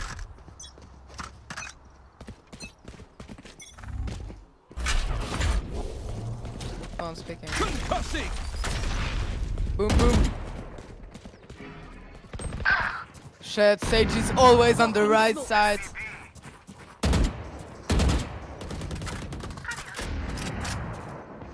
Plant بالغلوف لا.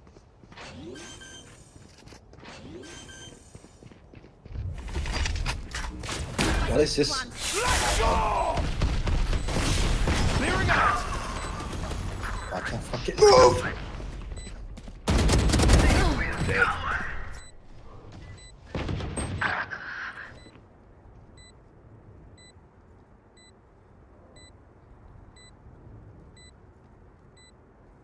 Oh yeah! One enemy remaining.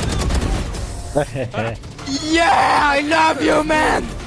Yeah. Calm down, brother. Dude, I'm silver again.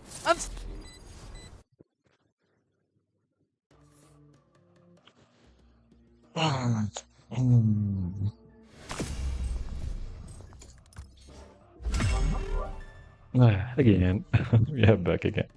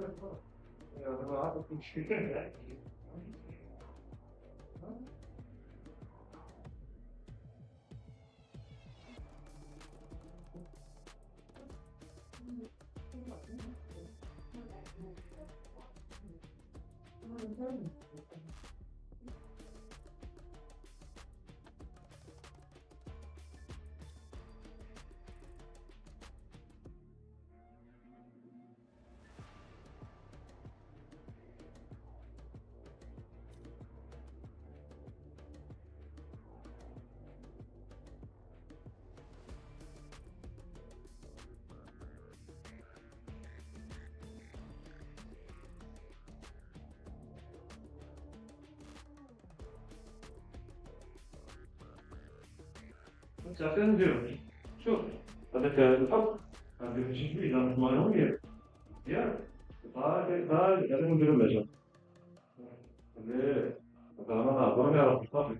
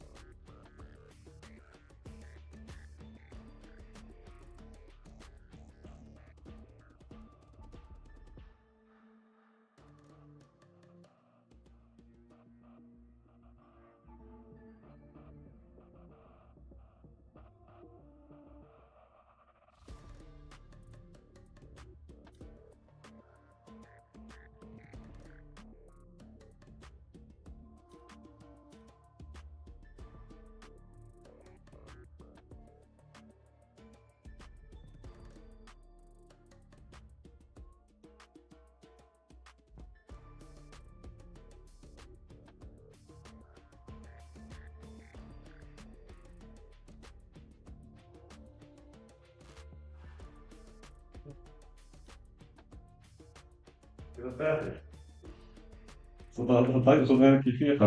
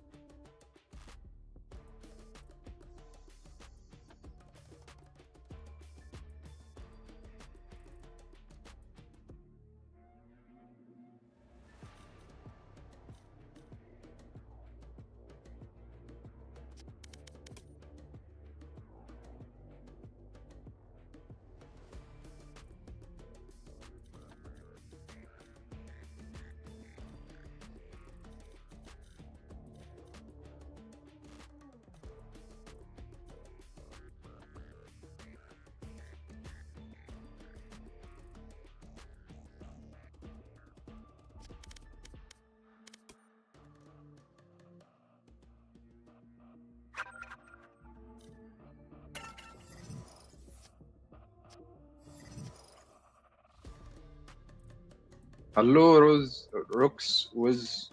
ايه روكس ويز. السلام عليكم. هلو. عليكم السلام. عليكم السلام. لا عربي الحمد لله. لا عربي الحمد لله. كيف حالك؟ الحمد لله يا عم. ريت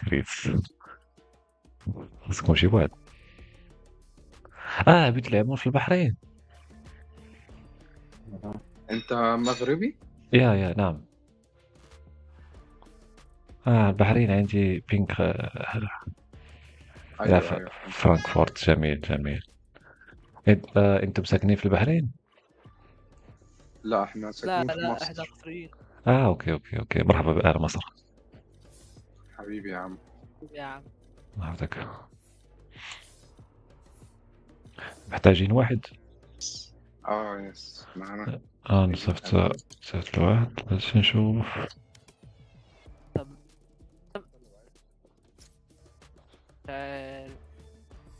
لما ده بنلعب سي بون. مستاك الدينار. بتاع العجلة. الدينار. اخذ دينار. ماشي هو فوريو. رينا ده مش اكونته الاساسي. بس ده لو دخلت في ستاك جولد 3 لو دخلت في ستاك جولد 3 هيبقى عادي على البرونز على 2 برونز. واش يا شيري؟ فين اخويا؟ خلاص تعال نضرب تعال. مزيان. الله يحفظك ليا. تسمعني بعديك؟ الدراري اللي معايا من مصر. مصر. احلى الناس برطر. فين مشى رينا؟ وين راح رينا؟ يغير اكونته الاساسي جولد 3. فطالما هنلعب 5 ستاك يعني فيجيب اكونته الاساسي وخلاص. اوكي. قول لي وي بلاتي انا جيت شوف واش بصح بعدا ولا لا. ما ايه واش بصح هاد الفاندال صاحبي كيتقسم جديد كيتقسم هذيك ايه فاش كدير ايريك كيتقسم. ما عرفتوش لا ما باقي ما لعبتش فيه. تخليه ودير وتفرج في الافيكت ديالو شي نشوف فين هو الفاندل كيوريوها في الاخر. كاين كاين في ستور. فاليانت كاين عندي انا الفاليانت هيرو. شناهي سميتو تخليه لا شنو سميتو والباك جديده صح. باش نشوف الباك الجديد هذا نفهمش انا بزاف في السطور. سميتو دولميرز سميتو صح. باش نشوف دولمير باش نشوف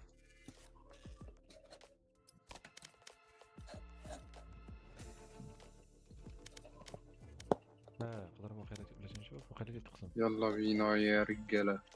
كيتقسم معاه. واحد هو اصلا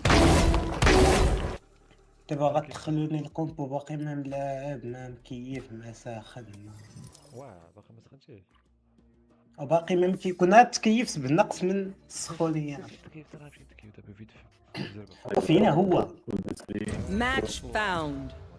ايه اللغة دي يا جدعان؟ عندي فلوس وما عنديش الصحه اللي يمشي يجيب كاروت. عندي الجوالات وجالس. شنقول لك نلعبو زعما في هادي ليش شي حشومه.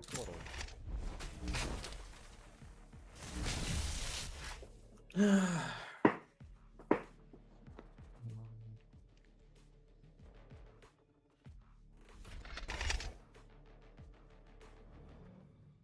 يا غنبوط ايه يا رجولة الطيران زير دابا نطيحهم مع بلاط ولا جولد ولا حسك ملوك انها راه يلا خرجت من واحد الكونت جولد.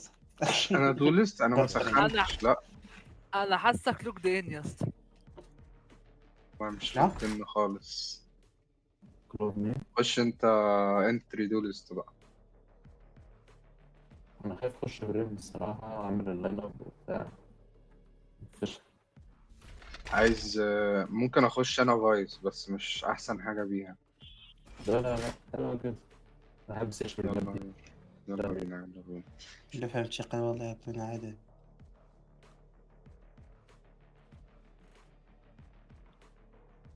وهيز وي نبدل ولا كيفاش؟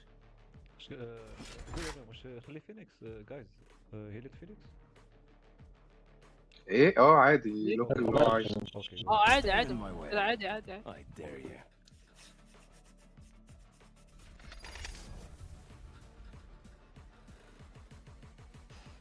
فهمت كيف اصاحبي.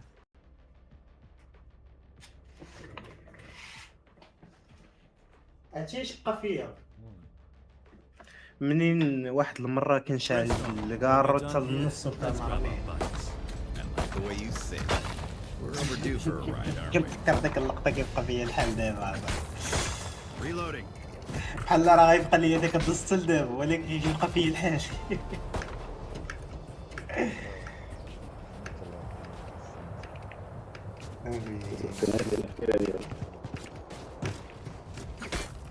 لا خويا باغي نحيد منه ولكن خاصني نتكيف. Hello. حشيش قاتلني هذاك ما نمشي Hey. Reloaded. Grabber. Reload him. Reloading. Reloaded. Time to jump.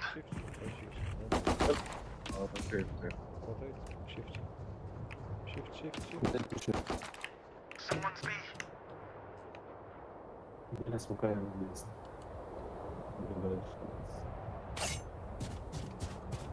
حاسس ان هم هيوصلوا هناك قبلينا.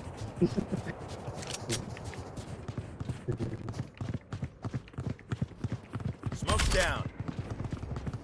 يلا بينا يلا بينا. Reloading. Right here. سيدج هناك. ايزو هنا.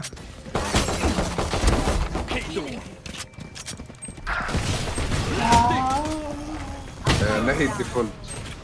Spike down A. Last player standing. Sova removed. البيت سيدج طبختنا. That KO kills radiance, huh? We'll see. سيدج طبختنا قتلت 3. لا سج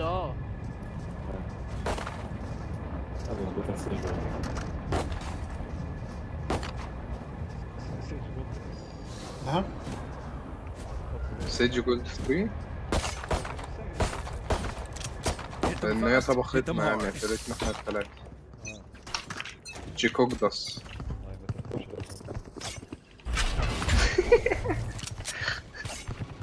Launching smoke. Reload. Our carrier's dead. Spike down A. Time to jump. انتوا لسه ناويين تخشوا يا رجاله؟ او مع ايزو مع Concussing. Clearing out. Last player standing. Flash out.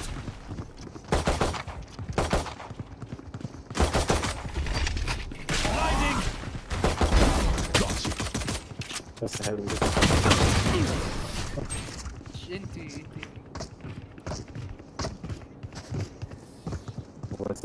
Smokes can block the enemy's line of sight. Once they're blind, we move.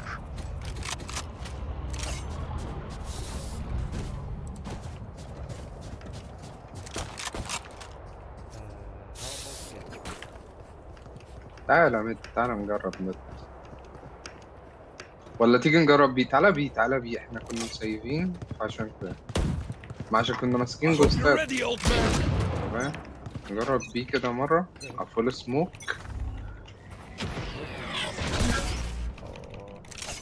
استنى الكاش استنى الكاش. Reloading.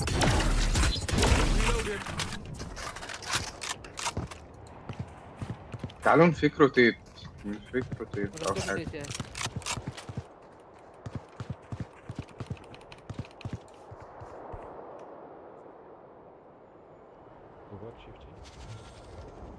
Yes, yes, yes. Let's play slow. Fully smoked. Trevor. Blasting. وقد قرر ديالي جا.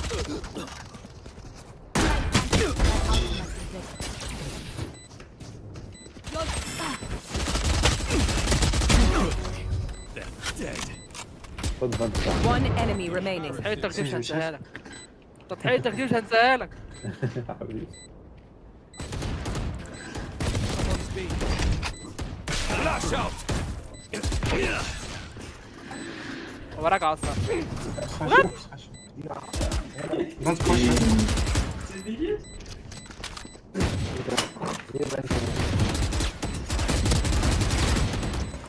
سيبوا يا شباب، سيبوا سيبوا.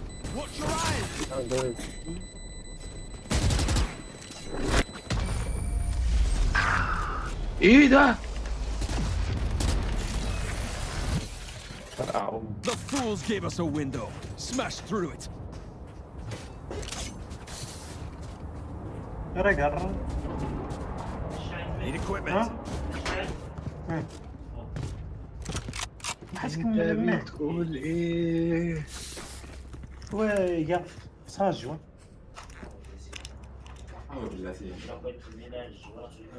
مش واحد. سويت الكارنيت. خمسة. زي نايس دي في رأس. ويسوي هذا خسر. حاول تمسك ايه. معايا يا جدعان.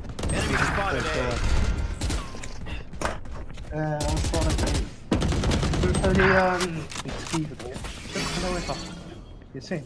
Barrier created. Last player standing. Spike down A. لايف هذا guys.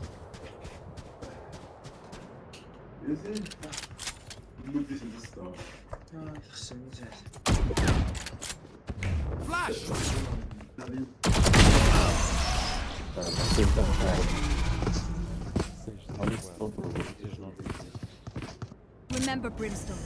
لا If تعطيها anything قارب. happens to you, I'll take the lead. تبدا شويه هذا مقطوع. بغيتي شي سكين؟ عندي سكين اصلا. Can someone get this? شري. هتشتري ولا تسيبه؟ ما تسيبه لا انا معيش اصلا فلوس. Through the storm, I fight. Where the hell's the spike? ايه اديت له السلاح لجرين. خلاص سلاحه بقى سلاحه. يا جراند انت معاك فاندل.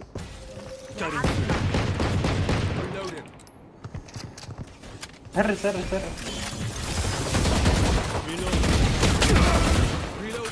نايس اخيرا ما خلنا خلاص. يا بريتش صلي على النبي يا بريتش. معك هنا اخذت تاني معلش.